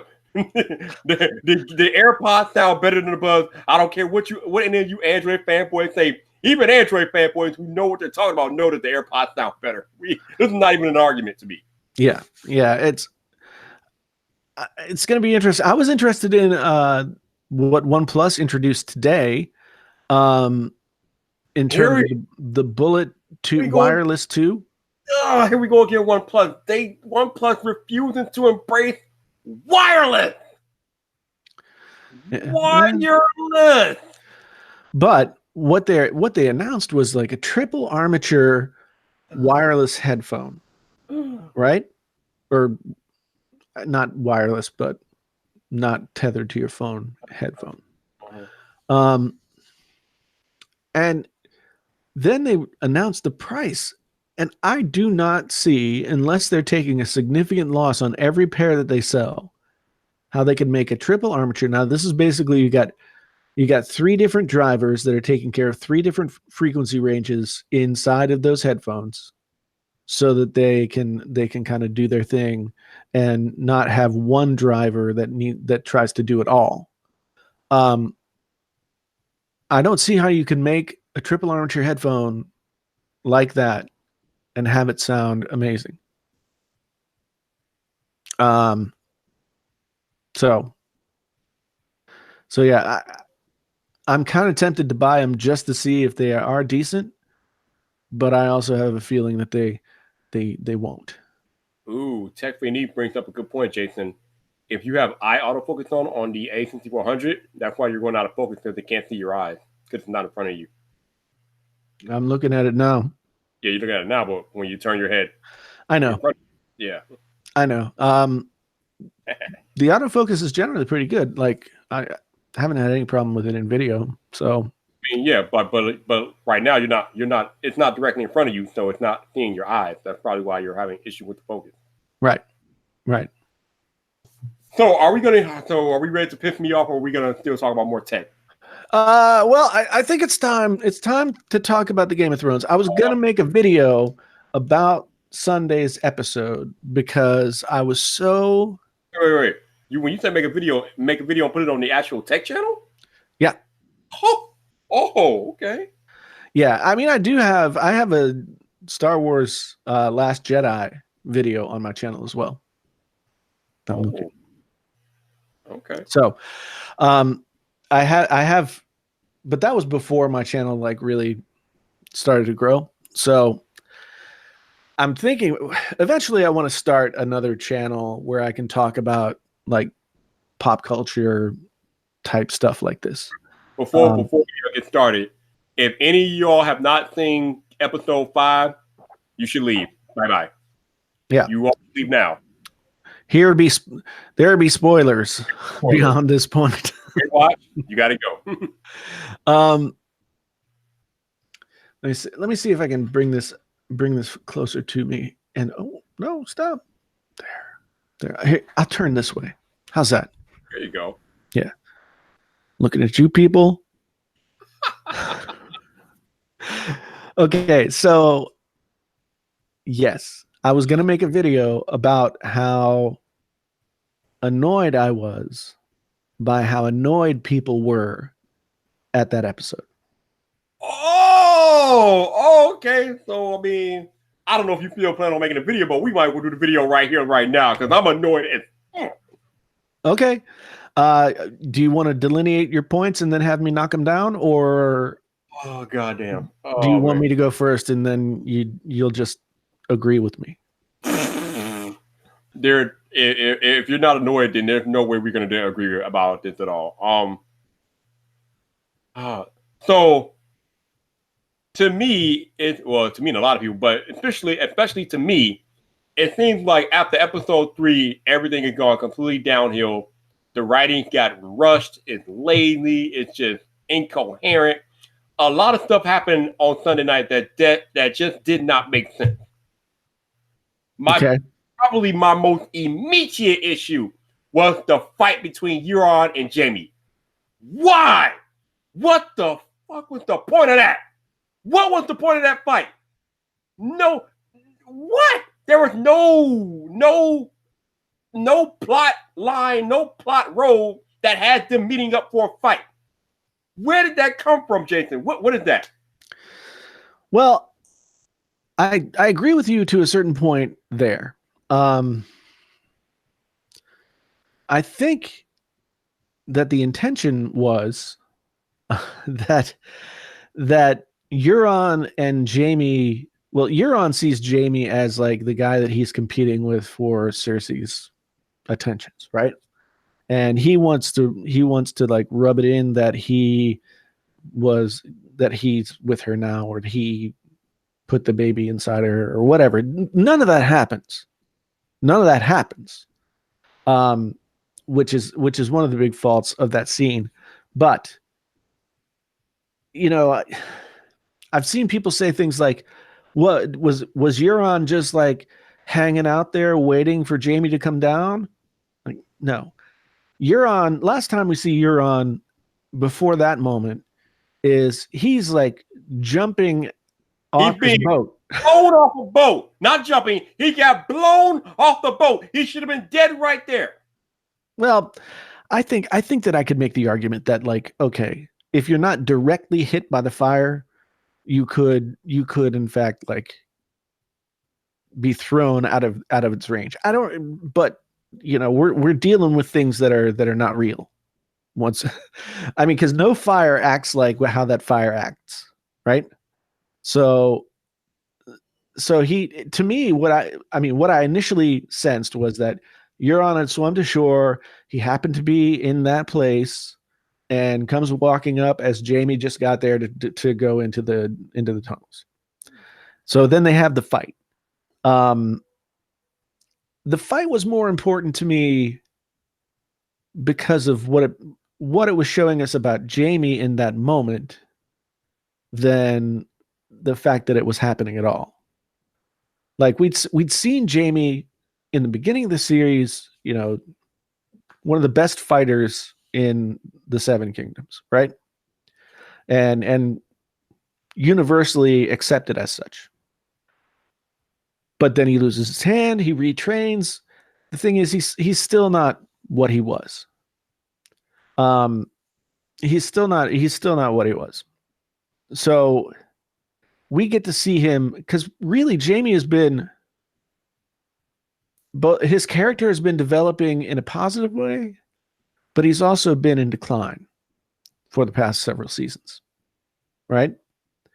So we get to see a very depleted Jaime Lannister at the end of his rope, trying to do one last desperate thing, only to be sort of pulled aside by his previous reputation, and then Euron sort of fights him. So, but Jaime was going to lose that fight without a doubt. That fight showed me that you want to talk about things that aren't real. I am pretty sure that Euron fatally stabbed that man 3 times, and somehow he walked into the Red Keep and walked into Cersei after being stabbed fatally 3 times. Like, come on now, really? Well, yeah, it looked bad. He was dead. He should have bled out. Yeah, but again, I mean, it's one of those things where you have to suspend disbelief at some point, right? I mean, and so Jaime was doing what Jaime was there to do, and it just being in that fight, being injured in that way, makes him all that more tragic a character as he sort of plays out his role. Mark, it's not urine, it's Euron. It's not urine. Oh God. I do like urine though. It's very funny. It's very funny. That's hilarious. Urine. Wow. So I think that was the ultimate function of that fight. That fight was pointless. I see the function of it being like yet another roadblock for Jamie, leading him to all that much more toward a foregone conclusion. I mean, I knew that they were going to die together. I didn't know exactly how that was going to happen. I didn't know if there was going to be like a big sort of showdown in the throne room or what. So Right. that did definitely take me off guard. Not going to talk about that right now because that's my biggest pitch point. The whole, Okay. yeah, that okay. What else I want to talk about? We finally got Clegane Bowl, so that was cool. Yeah. I thought it was kind of anticlimactic with them both jumping off the thing into the fire, but I mean, it was a good fight. I mean, it is what it is. The fight was great. The fight was good. I think it lost a little tension for me when it was clear that not only was Gregor Clegane, Zombie Gregor, whatever you want to call him, not only was he physically larger and more strong than Sandor, but when it became clear that he couldn't be like killed, I was like, that sort of took all the air out of the sails for me when it came to that fight. I mean, if you can't kill a guy, if there's no way to do it at all, then the fight's just kind of blah. So when he got stabbed all the way through and then just pulled the sword out, I was like, well, okay, everything that was at stake in this fight has just been taken away. This guy can't be killed. And so basically we know that Sandor Clegane is committing suicide. Right? Yeah. Yep. Which I think we knew that's what was intended in the first place. Mm-hmm. So yeah. All right. So what else pissed me off? Oh, okay. Before we get to the the thing that probably pissed me off the most. So Daenerys, I mean, we knew she had the Mad Queen in her, but she goes from trying to free slaves and be just to barbecuing every damn body in her path, even after they surrendered. Really? Yeah. That might be the quickest heel turn in the history of television. I think it's totally an earned motivation for her. I think if you look back at Daenerys from season 1, she has had that look in her eye at certain moments, and people have always held her back. People have always turned her toward her better nature. But think about when her brother was given the golden crown by Khal Drogo, right? Yep. And the camera goes to her, and she's into it. She's like into it. She is, right? And I think what I love about Game of Thrones is that they subvert your expectations in such a way that you don't necessarily know they have been subverted for like 3 more seasons. Okay? So you say, well, she freed all the slaves and she did all this kind of stuff, but how did she do that? What did she decide to do? She could have just like said the slaves are free and blah, blah, blah. She had a chance to not go the violent route, but instead she killed everybody. But everybody. But those were the bad guys. But yes, exactly. Everybody she killed was either enemies or people that betrayed her. They were not innocent women and children that she just barbecued last Sunday. But here's the thing. I mean, that's only from your perspective. That's back. What do you mean from my perspective? It's only from the perspective of the person who's like getting the camera's eye view over Daenerys' shoulders, right? From their perspective, those are the bad guys. But from other perspectives, those are like people's parents or sons or daughters. No. Don't you try to get all transcendent with me, man. We are talking about in the context of the show. Everybody that she killed before Sunday were bad guys. Not true. Think about last season when she absolutely destroyed the Lannister army. It was clear that battle was over pretty quickly, right? But she kept on going. And then here's where Here's where the problem came.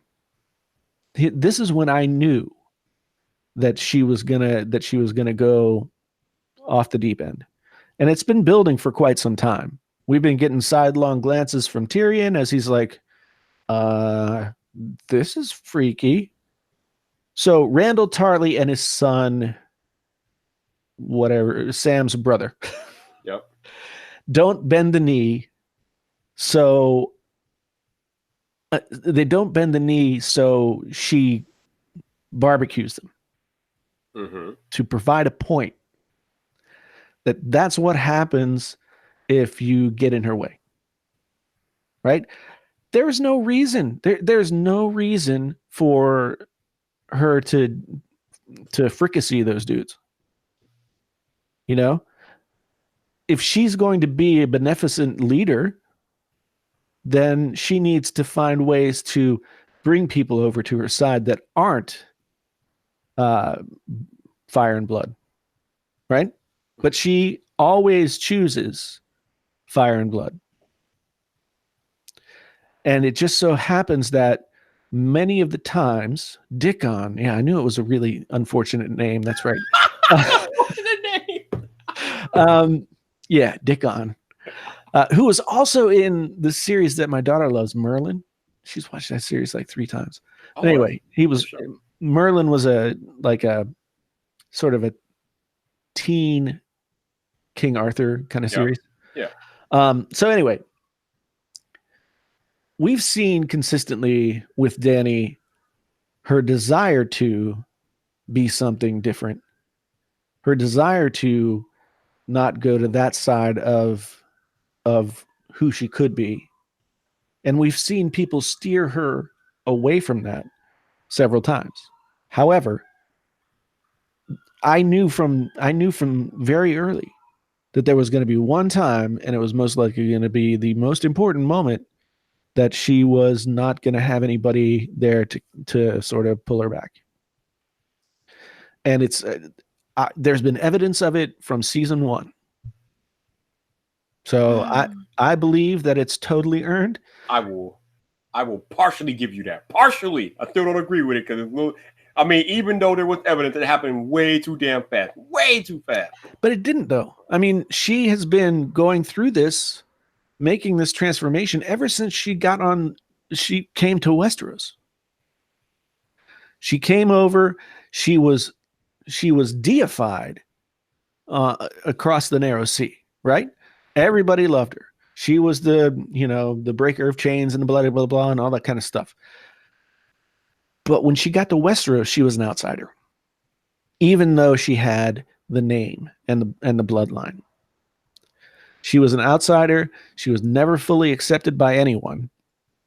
And eventually she became completely isolated. Mm-hmm. So I think the real breaking point was when Jon Snow was like, no, I can't get down with sleeping with my aunt. On Sunday's episode, and I think she broke finally then, and there was no one left that could talk her out of it. Yeah, Tyrion tried, and he Yeah. had been successful in the past many times. Yeah, he completely out of her zone. She done with him.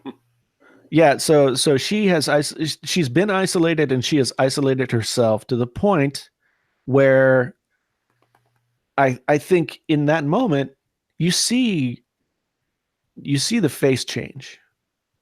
Like, we've never seen that face go from like, I could be really evil to I'm really evil. Mm-hmm. Like, we've seen her get to that. This could be a point where I'm super evil, but she gets pulled back. This time she didn't pull herself back, and there was nobody else there to do it for her. So she barbecued everybody. she went off the rails. Barbecued everybody. Yeah. All right. So we'll just have to disagree on that one partially. I'll partially give you some of it. But probably, besides the Jaime and Euron fight, the thing that annoyed me the most about that episode was the way Cersei died. Oh my God. That was just so lame, so anticlimactic, so infuriating. Right. Let me ask you a question. Oh, God. Cersei has been the baddest of the bad people on that show for the entire 8 seasons. Yeah. And so did you really think that we were going to get a fan service blowjob by watching her die in some spectacular way? Yes! No. Yes! No way. No way. Yes way! Why not? Because it's Game of Thrones, dude. Oh, come on, man. And because it's not satisfying. It's not ultimately satisfying to watch somebody who's hated her for 8 seasons finally get to stab her.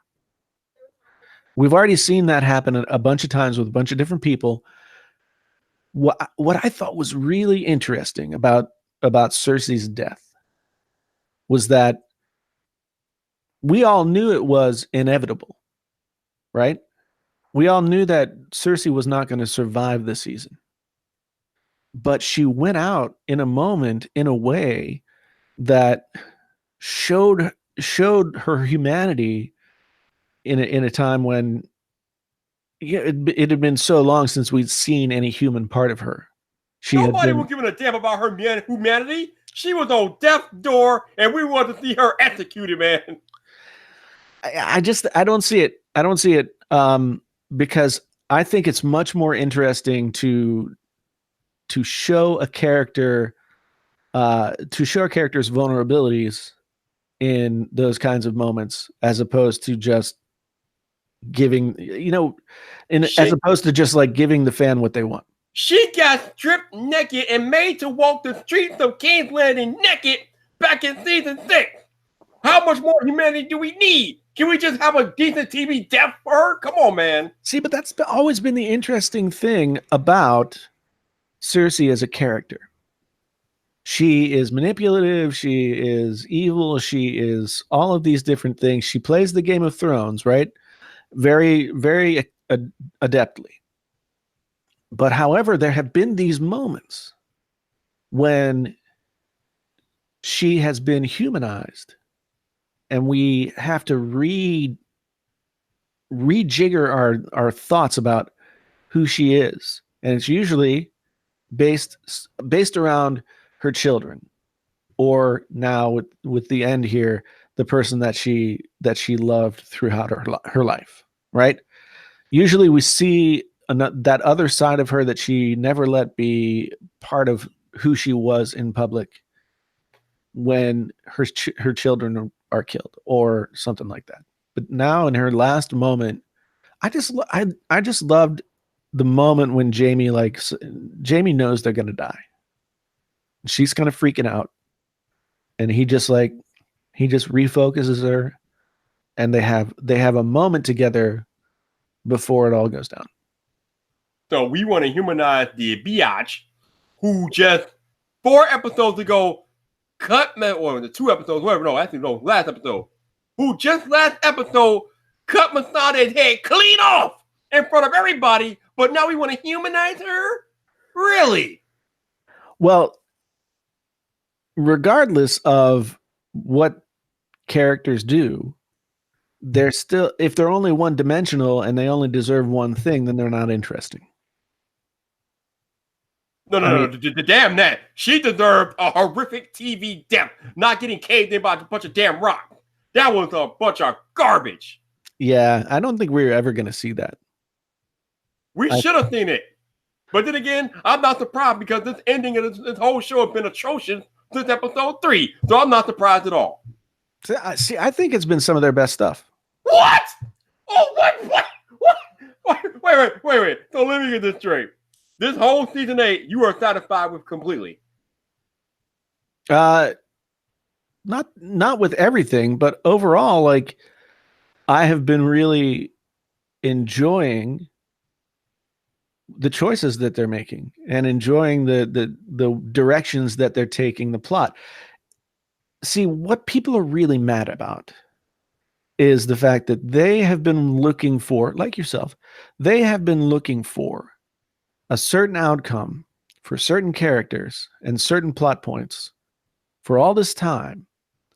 And ultimately, that's not what Game of Thrones does.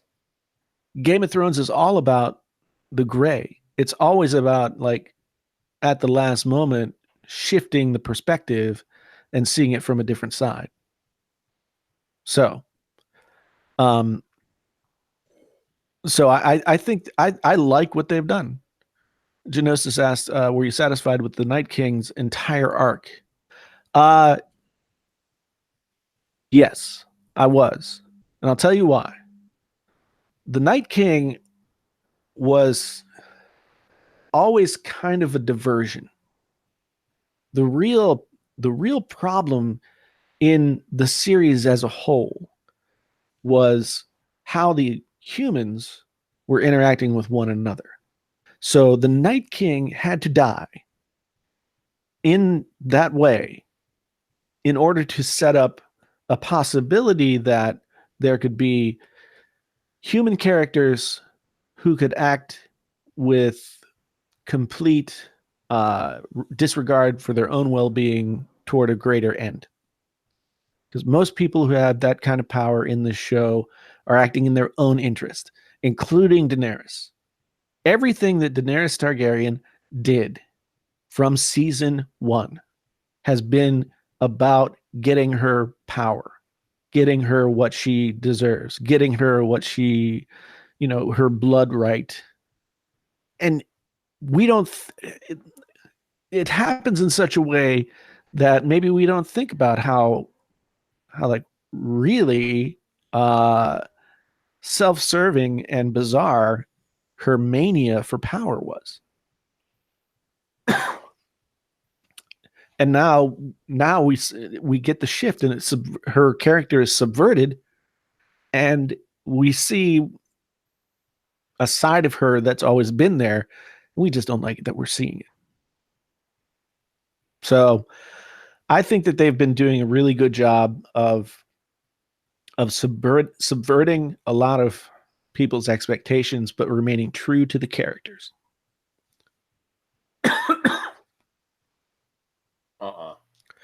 Nope. You don't have to believe me, but I'm right. You don't have to accept it. You don't have to accept it. But I'm not going to accept it. The whole damn world doesn't accept it. This is garbage. Oh my God! But everybody is being such a whiny bitch about it. Yeah. Oh my God! It's like, no, like they didn't kill her in some like gratuitous way that I was going to jerk off over. Damn right. That's ridiculous. Why is it ridiculous? Because that's not what storytelling is about. It's not about, just satisfying your fan expectations. I mean, you can read romance novels if you want that. All right? But this is a serious drama set in a fantasy world. And I'm not, Luke. I'm not wrong. I'm sorry, but I'm not. So I'm not as bad as most people because I didn't watch for all 10 years. I actually binge watched seasons 1 through 6 in like a few months. So, and then I finally caught up in real time on season 7. So I don't have as much invested as the rest of the people, but I still watched every episode ever made. And this ending is just so unsatisfying on so many levels. Like the greatest moment for me was when Arya came out of nowhere and killed the Night King. I was celebrating like the Cubs won the World Series. It was amazing. But ever since that moment, the show has just went pew pow. Like, damn. Well, ooh. I think that we're gonna see. I think that I wasn't sure how they were gonna stretch this thing, and because of the direction it looked like they were going, I wasn't sure how they were gonna stretch it into like 2 episodes, 2 90-minute episodes. I was not sure how that was going to happen. But now there's so much potential for what could happen and the stuff that could be dealt with and wrapped up in this final episode that I'm super excited about it. Yeah. So about that. So because I've lost complete interest in the finale, I've looked up spoilers, and unfortunately, my worst fear may be realized. We're not gonna get into it too Why deep. would you do that though? Why would you do that? Because I knew I did not want to get to next Sunday and be like uberly disappointed. Like I knew I would be, because that's the direction they've been going.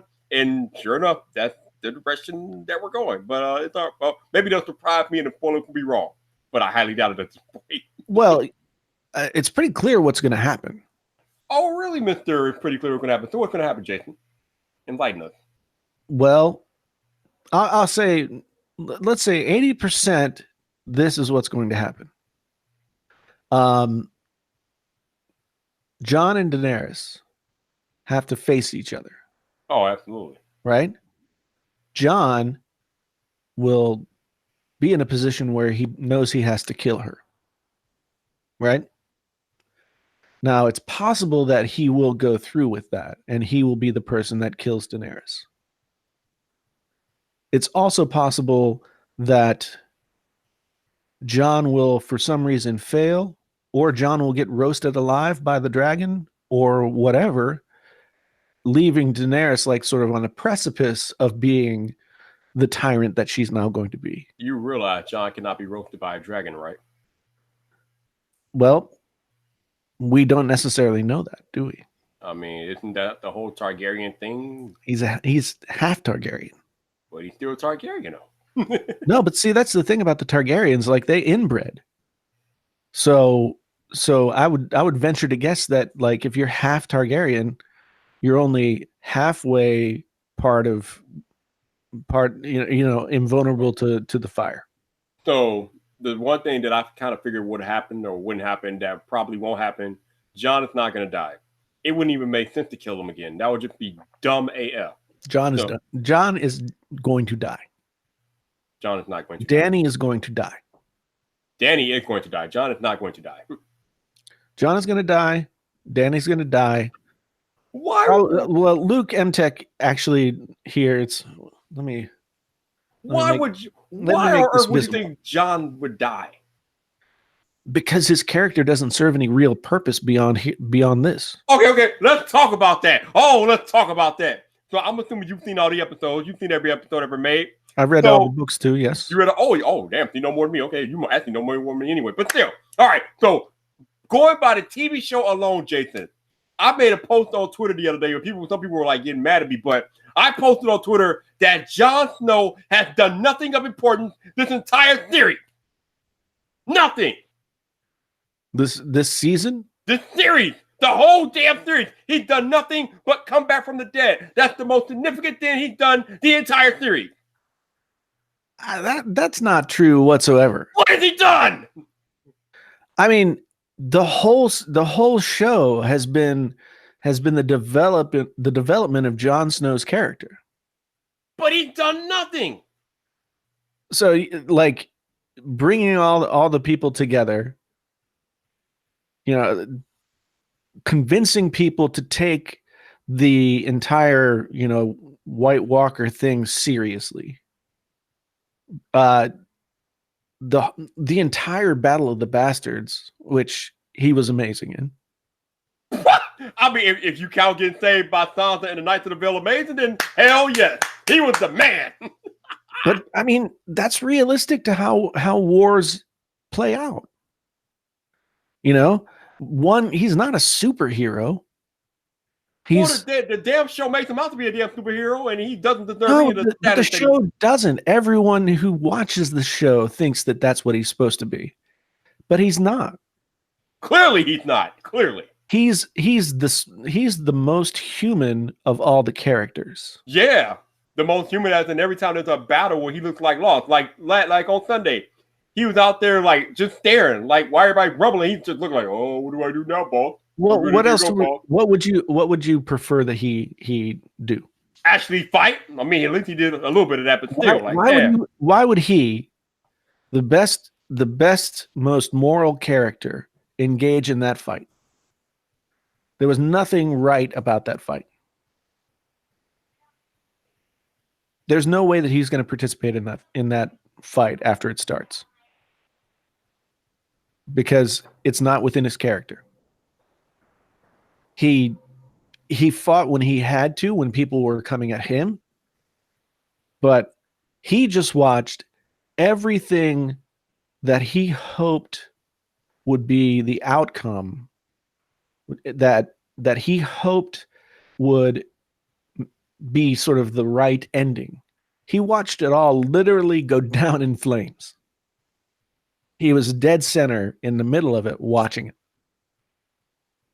So I don't think he could have done anything differently. Like, is he gonna run up on a roof and jump off and land on the dragon and fight Daenerys or something like that? I don't know, but like I said, he's done nothing the entire series. Like every battle, he's been practically saved. The only thing he did of significance was die and come back to life. And people were saying, well, he brought people together. Hell, I could bring people together. Jason could bring people together. Anybody could do that. Yeah, but that doesn't make us any more or less human. See, the thing is, Jon is a heroic character in a world where a heroic, like, human being can't really do anything of significance against these kinds of powers. So yes, Jon has been, somewhat like impotent in his attempts to sway things one way or the other. But he's the only one not playing the Game of Thrones. You have to remember that.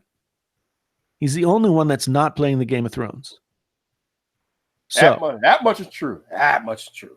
So I think Jon has always tried to do the honorable or the right thing, has tried to be guided by those principles, and has come up against people who are playing by different rules.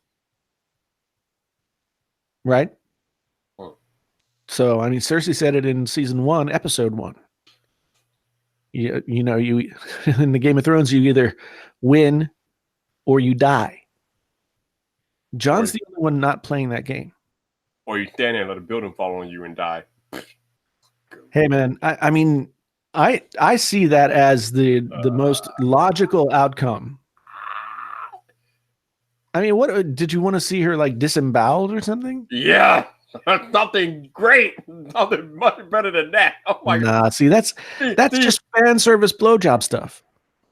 Call it what you want, but it made the most sense. And then what's even more infuriating than that is that when Sandal ran into the mountain and Cersei and Clyburn on the staircase, obviously the mountain killed Clyburn.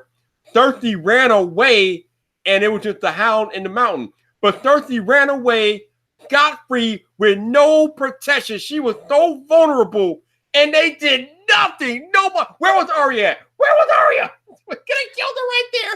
What Arya's gonna fly out of the background again and stab her? No. While Cersei is running away to wherever she's running to, she should have ran right into Arya. Game over. But no, she runs into Jaime so they can die in a bunch of road poo. Oh my God, it was terrible. Good Lord. That was terrible. Nah, none of that would have worked. None of that would have worked. It would have been a letdown. Okay, so for the whole damn show, Arya has had Cersei at the head of the list to be dead. But Arya gave, so that's the significance of the scene that she had with Sandor in that courtyard. Sandor grabbed her and he said, "Look at me. Do you want to be like me? The outcome here for me is I'm going to be dead. Do you want to live? Do you want to live and die like that?" And suddenly she recognized, like, she's been slowly coming back to being a person instead of no one. Right? She was totally torn down. She was completely destroyed as an individual. She found ways to strengthen herself. But over the past 2 seasons, she has been able to grow back into a position where she cares about people and she will fight for those people and she values her existence. When Sandor says, "I lived my whole life like this. Is this really what you want to do?" And she has that moment of clarity and turns and takes off. She's and is valuing her life over the motivation of revenge that she's had for the whole time. That's when it's clear that she's not going to have any kind of showdown with Cersei. From episode 1, Arya have been training to be the badass that she come to be today. And then for whatever reason, after she killed the Night King, or after even before she killed the Night King, they dumbed her down, made her more human. She killed the Night King, but then she was on her way to King's Landing to do the deed, and then Sandor gave her a little pet talk and completely changed her outlook.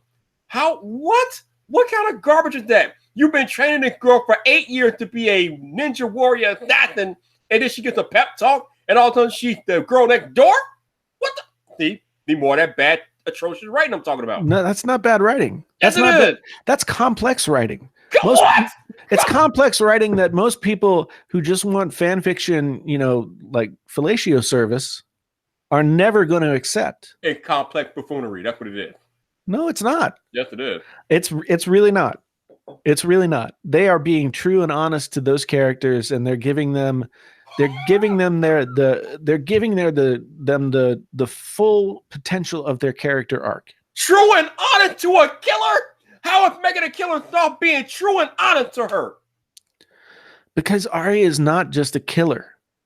This is not like a two-dimensional like Western.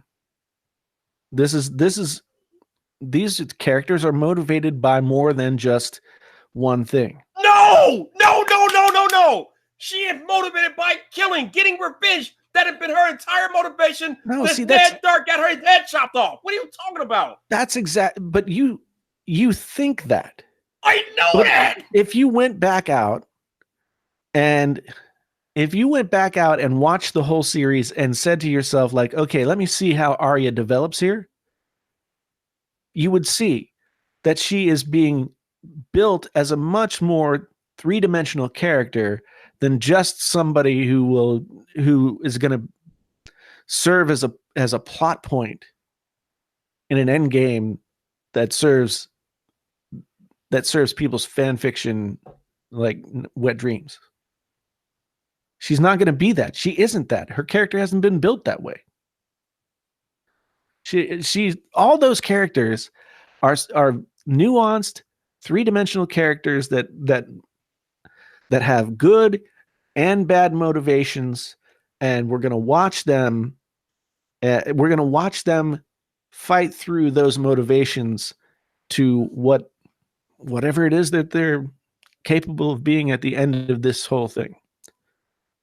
Dany succumbed to the pressures. There were plenty of them, and she went through them for long enough. Arya had a moment of clarity. Accept it or not. A moment of clarity. Oh my god. She did. Sandor knew that he was too far gone, and the only thing that he could do was go through with what he'd been trying to get to his entire life. Right? So, Jaime was always an interesting character. He was both evil, but as the show developed, we were able to see that there's more to his character, and he made a very interesting arc in his character as the series went on. That's another thing that makes no damn sense to me. So Jaime knows that Cersei put a bounty on his head. He finally, for the whole damn show, they've been building up this relationship between him and Brienne. They finally get it on, and then all of a sudden he changes his mind and goes back to the murdering bitch that wants him dead. Why, Jason? Why? Because she's still the person that he loves. She's still the person that he was about to have his fourth child with. She's still the person that, like, they shared a womb together. Then why didn't he stay with her to begin with? Why did he leave her to go fight the White Walkers? He should have stayed there if that was the case. Because he thought he was going to find a way out of the situation. He was going to find a way to a different, separate piece. But ultimately, he is who we thought he is. Okay, I agree with that. That was a good one, Jason. I agree with that. And so him going back to Cersei, while it looks like weakness, it actually, it's weakness. He recognize that I think on some level, his little speech to Brienne before he left Winterfell was him saying, I don't deserve this. I don't deserve to survive all of this and live happily ever after. I'm a bad guy. And I can't like get out of that. So I'm going to go and try and do what I need to do in order to have this thing end the way that it was always going to end anyway. So basically, what we're saying is that Jaime just wanted to die all along anyway. So basically, from your logic, what I'm getting from your logic is that he went to fight the White Walker because he figured he would die, and then when he didn't die and ended up surviving, he went back to King's Landing because he knew he would die in King's Landing. Is that what we're getting at? I think once he had his hand cut off, it had two effects. It made him have to learn how to live not being the person that he was, right? And in doing that, he started to move in directions that maybe he could be redeemed. But I think he was always fighting against the nature that he had of who he loved, how wrong it was, and how much it was outside of his control. Well, I'm not talking about that. What I just asked you is that, did he want to die? Because it seemed like the decision that he made, he figured he was going to die. Ultimately, he wanted to die. I think he was actively trying to kill a version of himself that couldn't die. And so, in that moment, he chose to allow himself to die. I think he was trying to kill himself anyway. Well, because he figured he would be killed by the White Walkers. But like I said, when he survived and he found out what was going on in King's Landing, he wanted to go back there because he knew it would be over with.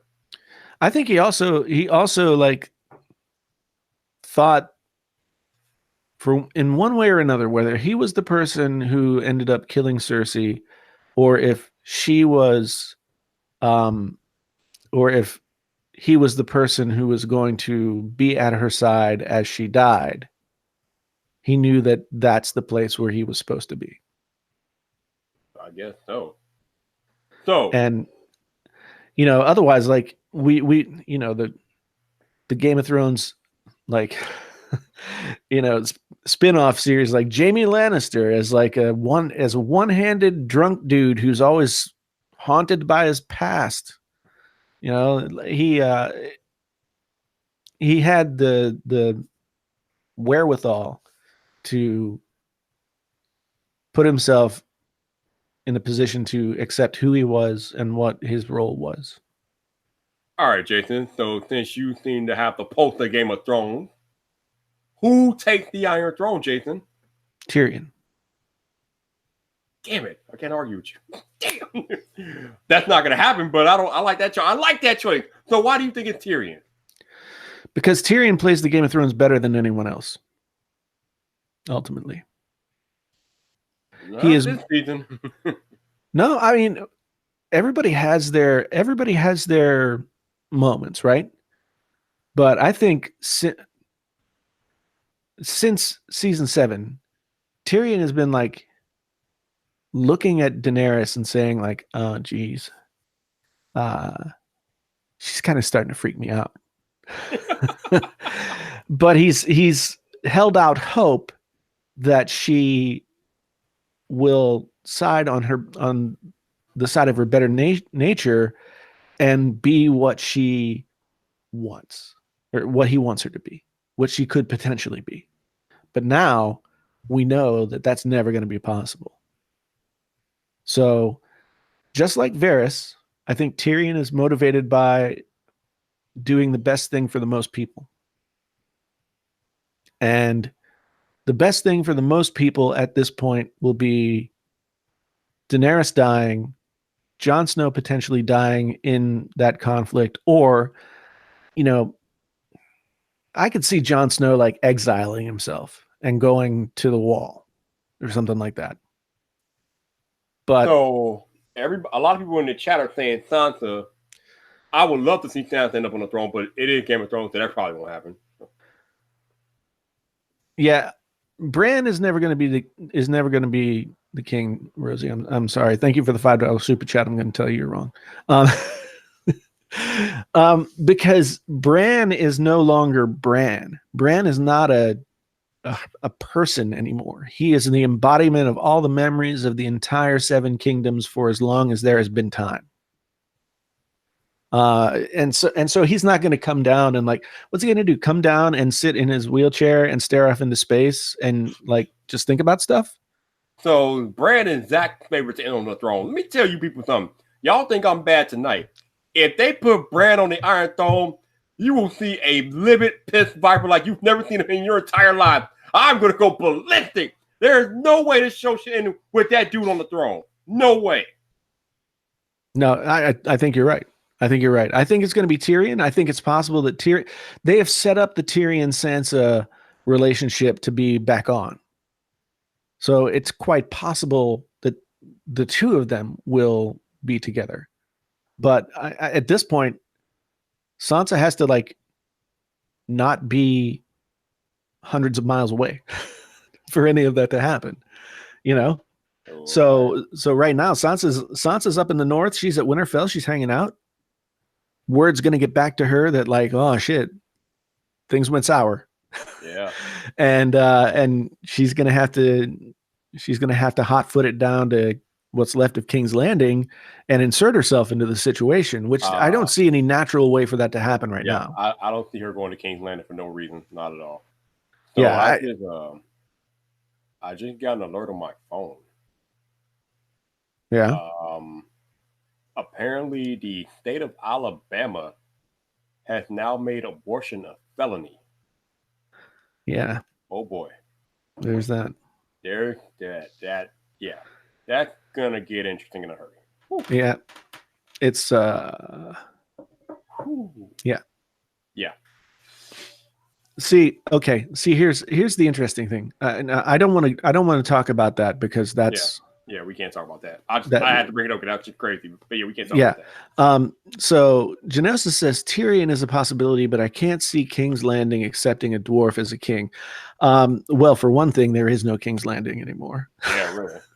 For another thing, that's the irony that will be so satisfying in the end if it is if it is Tyrion.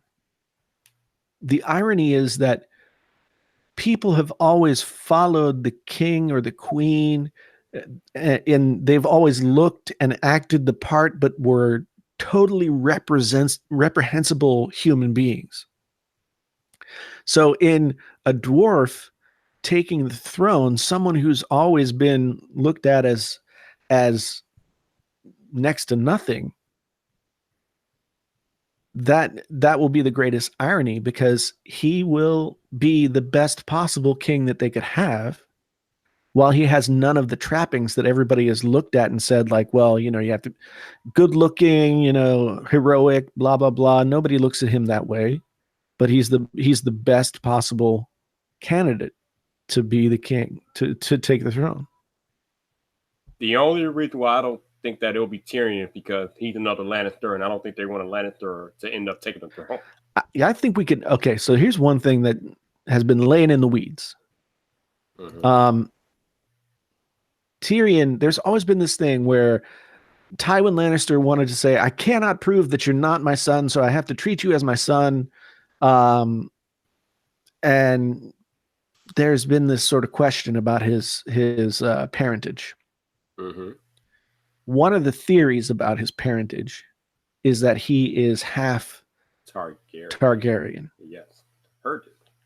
And so we could very easily find out that that's the case. And he basically, he has a direct claim to the throne, since Daenerys is going to be dead, and Jon's either going to be dead or will have taken himself out of the running for this, and Tyrion will be the one that's left. He will be the one that is nothing like a king on the outside, but everything like a king on the inside. The only issue is that there is no way that there's enough time left in the show to prove his lineage. So I don't even see it getting that far. Well, I didn't think that they could get as far as they've gotten in the storyline to this point. So, and the whole thing about the preview that we got was that it didn't show us anything. No, It showed people looking at things. Yep. It showed, things to look at, but it didn't give us any information about what might happen. So When it might be happening, anything. So speaking about this, Jason, what do you think Lord Varys was writing in the letters before he was executed? I mean, we know he was telling them who the true heir to the throne is, but do you think there was anything else in those letters that he was writing? Well, that's one place where he could have been saying, John is like, he was hidden by Ned Stark, but he is the son of these people. He could also be saying, I mean, this is a stretch, but it's possible. We didn't get to see the whole letter. He could also be saying that in the event that John is not available, I've known for a long time, because Varys would know. I've known for a long time that Tyrion Lannister is actually half Targaryen. So that information could come that way. They did set it up as a possibility.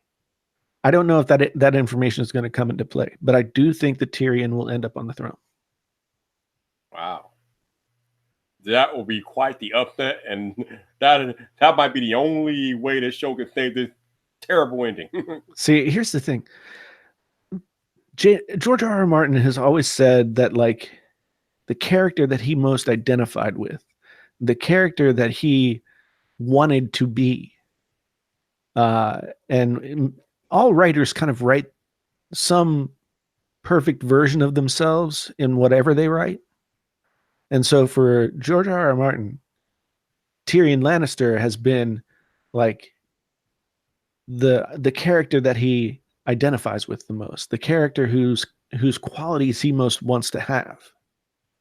And knowing that about how he's developed that character, it only makes sense to me that Tyrion is the one, and it makes sense with the morality of the entire series. The whole series has been about like appearances versus reality, right? Mhm. It's been, these things look beautiful, but they're ugly on the inside. And so that's been one of the major themes. Like, remember in season 1 when we heard about Joffrey Baratheon, and he's so beautiful, he's so this, he's so that, and we know immediately from the first time he opens his mouth that he is not any of those things. Nope. He is not any of those things, and he only gets worse. So, Tyrion's the only one that makes sense to me. That would be nice, but I'm not gonna hold my breath on that one. I see Lon up here talking about Arya and Gendry. That ain't happening. It's hard for me to see that. Arya is going to walk away. Yeah, Arya's done. Yeah, I mean, she's going to have to do things that will probably ultimately break her for good. And maybe she goes back across the narrow sea to Braavos and, does the whole faceless man thing. I don't know. Arya's going to do something significant in this episode, and it's going to destroy her, and she's gone. Right? Jon is going to have to make a decision in this episode that both is right in terms of how his character is motivated, but so difficult for him that he will not be able to hang around either. Maybe he'll be dead. So Gendry comes out really nice on this. He actually gets to have a castle, and he gets to carry the Baratheon name, and he gets to do all that stuff. But he's still he's still like not the sharpest tool in the shed. No, he's not. And he's not playing the Game of Thrones. So He's not even in the Game of Thrones. no, he was a potential puzzle piece for someone to secure their place as the winner in the Game of Thrones, but it turns out that he became his own person, and then his background doesn't necessarily matter. In terms of, like, I think it's all, everybody's agreed that that Gendry, that the Baratheon line of kings was one, and now all of his kids are dead. They weren't his kids in the first place, and Gendry is not close enough to the whole situation to really be considered. Not really. Yeah, and it's as people are saying, it's totally possible that Sansa is involved in the further ruling of the realm. I see her being, though, the Warden of the North. I see her being sort of the what Ned Stark was before he went down to King's Landing. So he was kind of the guy. Like, the North is different than all the rest of the Seven Kingdoms because they see themselves, they're a separate entity, but they are still part of the Seven Kingdoms by an agreement. She even said that the North will be bending the knee to nobody. So right. So she's gonna do her own thing. Yeah, I think I think it's going to be Tyrion. It's impossible to say 100%, but I see everything lining up in that direction. God, I hope so. That would be great. But I have seen nothing this season besides Arya killing the 19 that will lead me to believe that the ending is going to be one that I would desire. So I'm expecting full meltdown, disappointment, and something. You never know. Yeah. You never know. That's so. Yeah, but anyway, that's my whole take on what's going on. I think that while I might agree that for some reason they have rushed certain things and drug certain things out in telling this story in this season, I think that they're doing right by the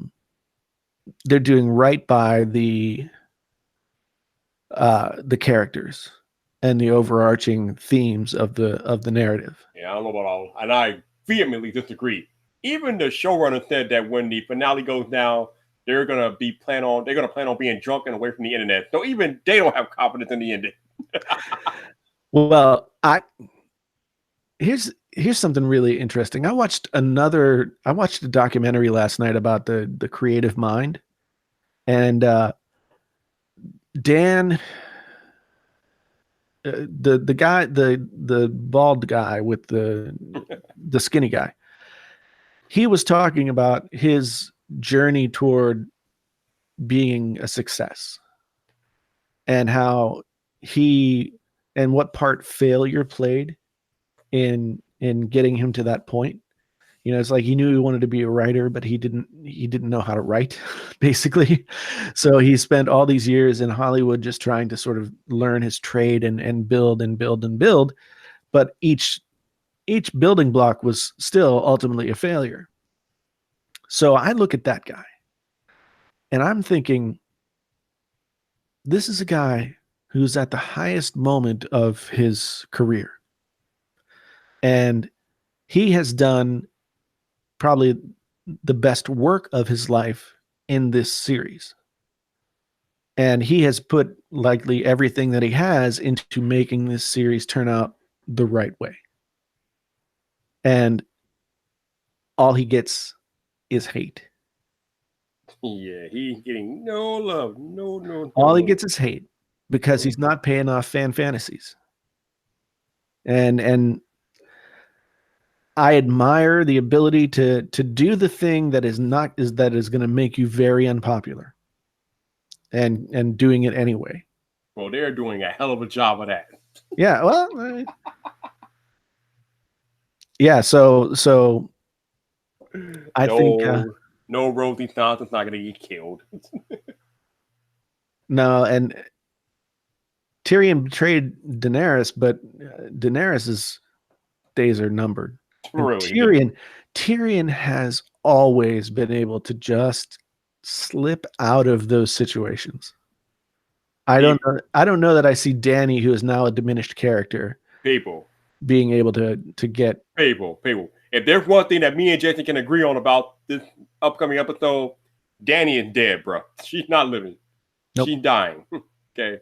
Y'all, Yeah. any inclination of her surviving, just stop it. She's dead. Yeah. Somebody's gonna kill her.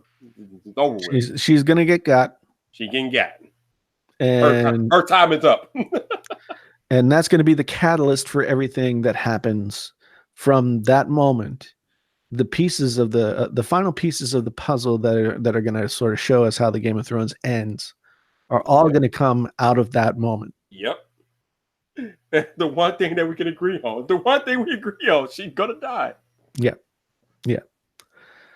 So that's my whole take. That's my whole take on how this thing has gone and what I think about it, and why I think it makes sense. Even though I vehemently disagree with you, I'm glad that you're able to approach this from a level-headed place that you can like see all the angles and whatnot. Because I'm still completely disappointed in this stuff. But we still got one episode to go, so oh my god, I'm not even looking forward to it. But hey, whatever. Oh man, I can't wait. I've never been this interested in this series until now. I still think you should make that video. That would be interesting. Maybe I'll make a. You should make it after the ashes have. Oh no! You need to make it before the final episode, man. Because people are still pissed right now. I might. I might get something going tomorrow. If you do it though, just prepare your anus because they will come after you in droves. Man, it's not something I haven't dealt with before. No. Y'all think you understand. You think the Apple and Android fanboys are bad? Oh no. I don't think we're anything like you might get if you make this video. When I made the Star Wars video, it basically was the same thing. That everybody who disliked The Last Jedi was just mad that somebody came into the sandbox of their little fantasy land and started pushing people in directions that they weren't going to have the outcomes that these people wanted. So Rian Johnson made that movie to subvert and make interesting a plot line that was set up to be completely just fan service. It's, I mean, the one knock that I have against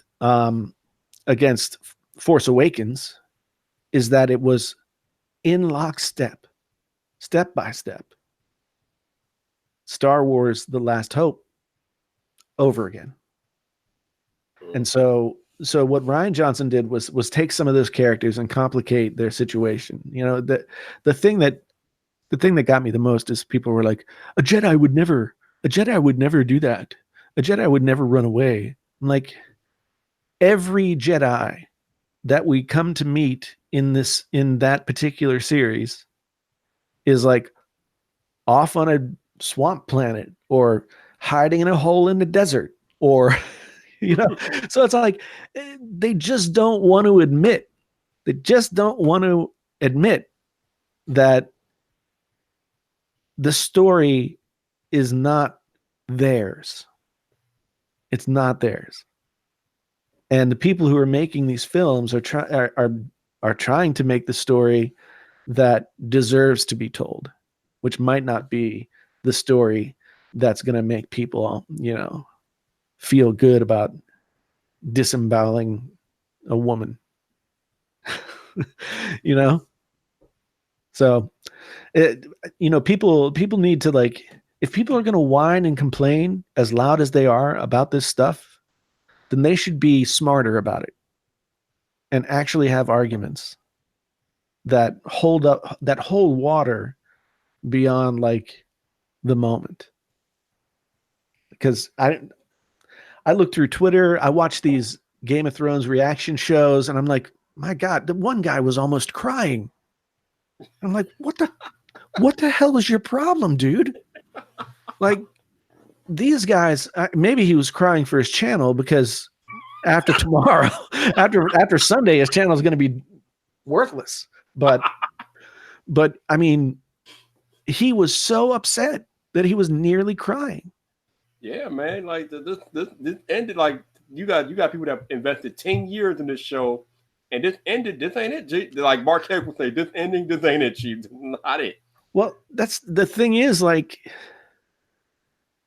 they invested 10 years in the show, but they never learned the lessons that the show was trying to teach. They didn't get it. They still don't get it. They didn't get it. The show had some very consistent themes.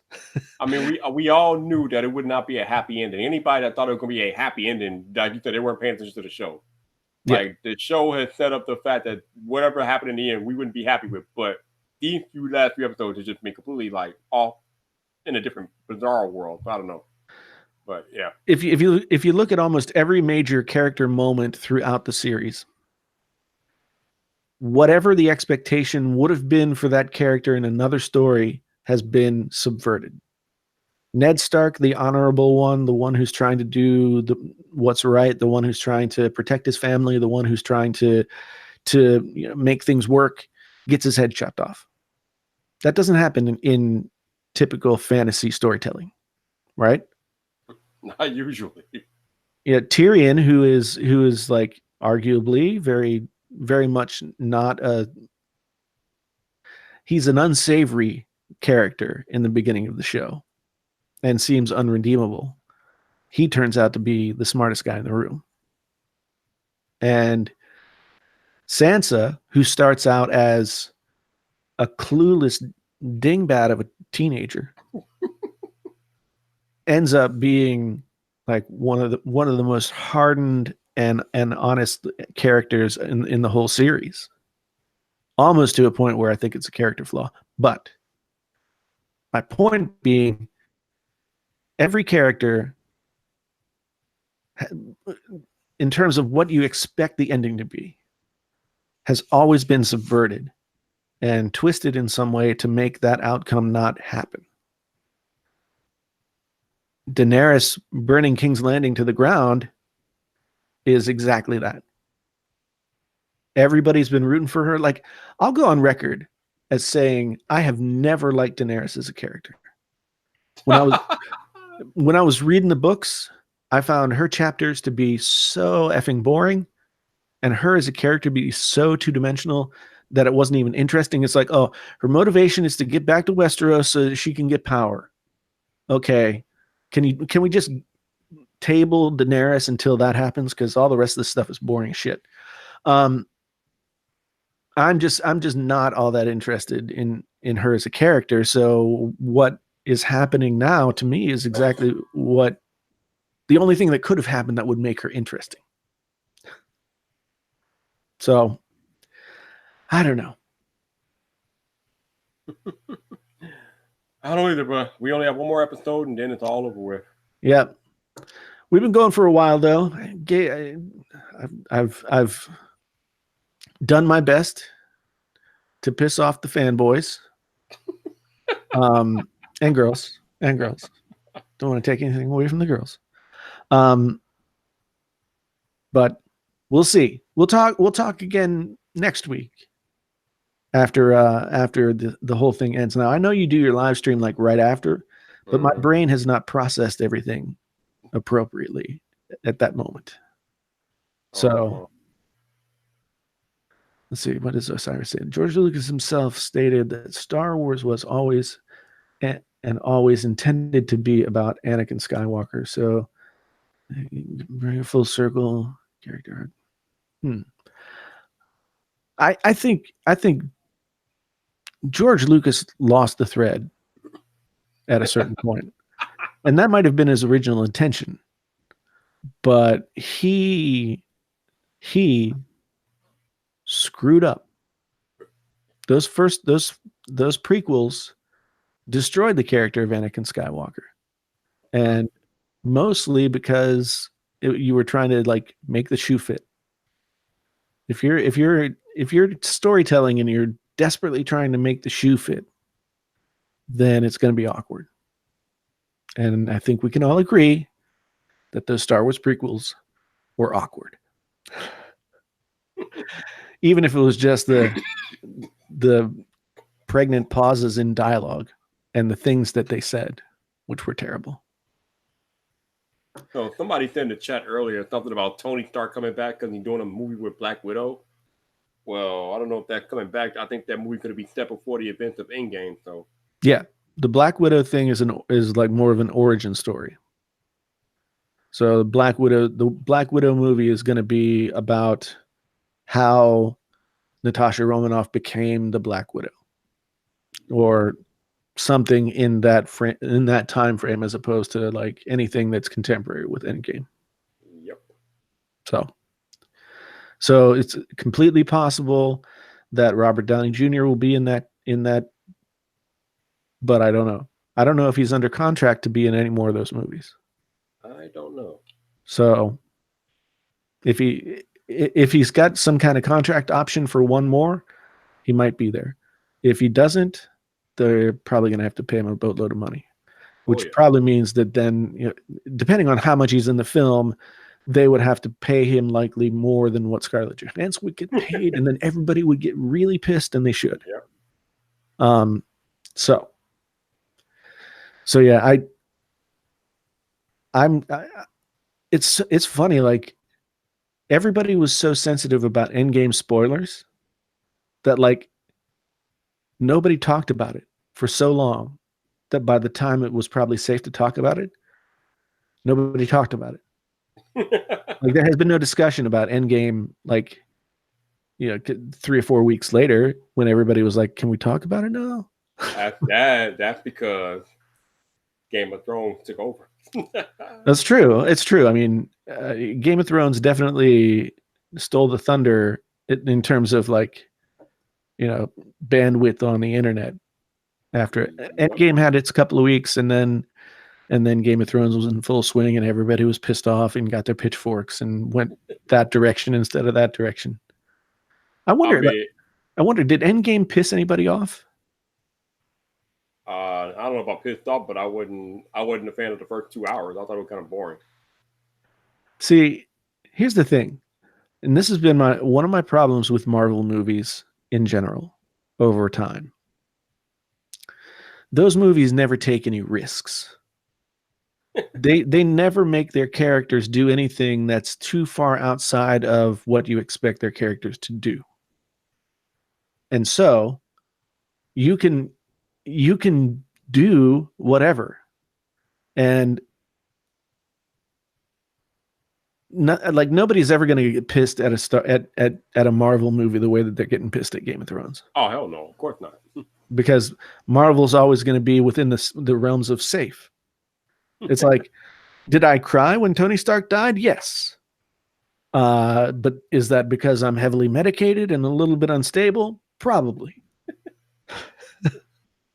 But I think what we have now is just sort of like, it's sort of like a TV show, like a beloved TV show at this point, where we've lived with these characters for so long, and these actors who have played these characters that were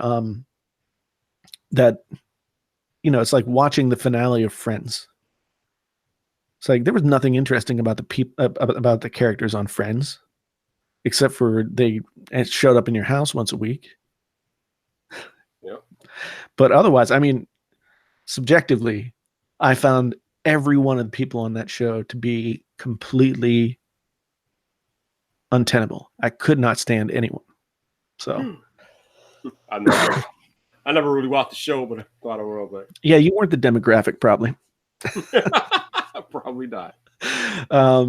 Yeah, living in New York while Friends was popular, it was just kind of one of those things where it's like, what apartment you live in, and you're basically the same age as those people, and you don't live in an apartment like that. It's like that would have been a 1-bedroom apartment where 3 people were sleeping, and yeah, there would have been no balcony. There would have been no hijinks with the neighbors, because the neighbor's probably a heroin addict. In fact, our downstairs neighbor at the time, in one of the places we lived, was a heroin addict and died in the apartment, and no one knew that he had died for 2 weeks. Damn, I had to be thinking. Ugh. There was some foulness, but Oh, sure. there was so much garbage in his apartment that there was a path leading from the door into the kitchen, from the kitchen to the bedroom, and from the kitchen to the living room. It was like a 2-foot path, and everything else around that was garbage. And he had like a chair and a TV, like an armchair and a TV, and the area around there was clear. But he basically he shot up and OD'd and died. Nobody knew about it. There was already the garbage already smelled. So, That's rough. So yeah, So I would have loved to have seen that as a Friends episode though. So on that note, I think we can end off with this simple question. Yes. Jason, are you going to purchase a OnePlus 7 Pro? I don't know. I mean, it's not as interesting as I wanted it to be. So, and I don't know that from a content standpoint, I don't know that it's really going to be interesting enough to do multiple videos about, Right. So that's kind of the thinking that I go into at this point is if I'm going to get the phone, am I going to get potentially what the phone costs or more out of doing the videos? And if not, yeah, somebody commented in the comments about your tech purge, so you're off limits anyway. well, I got the Pixel 3a XL. I allowed myself to do that because this is a business. I'm not gonna not make videos that are gonna potentially get me views and help me reach my goal of not putting my family on the street. So I got the 1A or the 3A. Yeah, the tricky thing about the OnePlus 7 also is that it's only on one only on one carrier. So, like you said, making content about a phone that's only available to one group of people is kind of tricky in that respect too.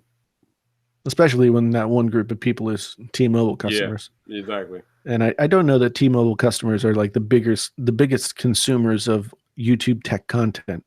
Although the phone does or will work on AT&T and Verizon too. So it's not like T-Mobile is the only place you can use it, but I mean the likelihood of other people getting it, the likelihood of an AT&T and Verizon customer buying a OnePlus phone is probably unlikely. Yeah, I mean, I'm not even sure that unless they've opened up more bands, I'm not even sure that you could use it on Verizon. You can use the one. You can use the 6T on Verizon. Okay. Oh yeah, I remember that. I remember when I got the 5T, I had to go and get an AT&T prepaid SIM to use it. So anyway, we've been talking. It's 10 o'clock. We have. We got the podcast part in. Me and you tend to go long. Yeah. We got the podcast part in. We got a good discussion about some other stuff. Yeah, we did. We have some things to look forward to next week. Hopefully Zach will be back with this internet. Yeah, Zach, get it together, buddy. And yeah. But anyway, everybody who's in the chat, all 63 of you at this point, thanks so much for stopping by. Everybody who was here before, I'm saying thank you to you as well, but you're not here anymore. Again, good conversation. Thank you, Viper, for being here. Thank you, Zach, for making the valiant attempt at being here.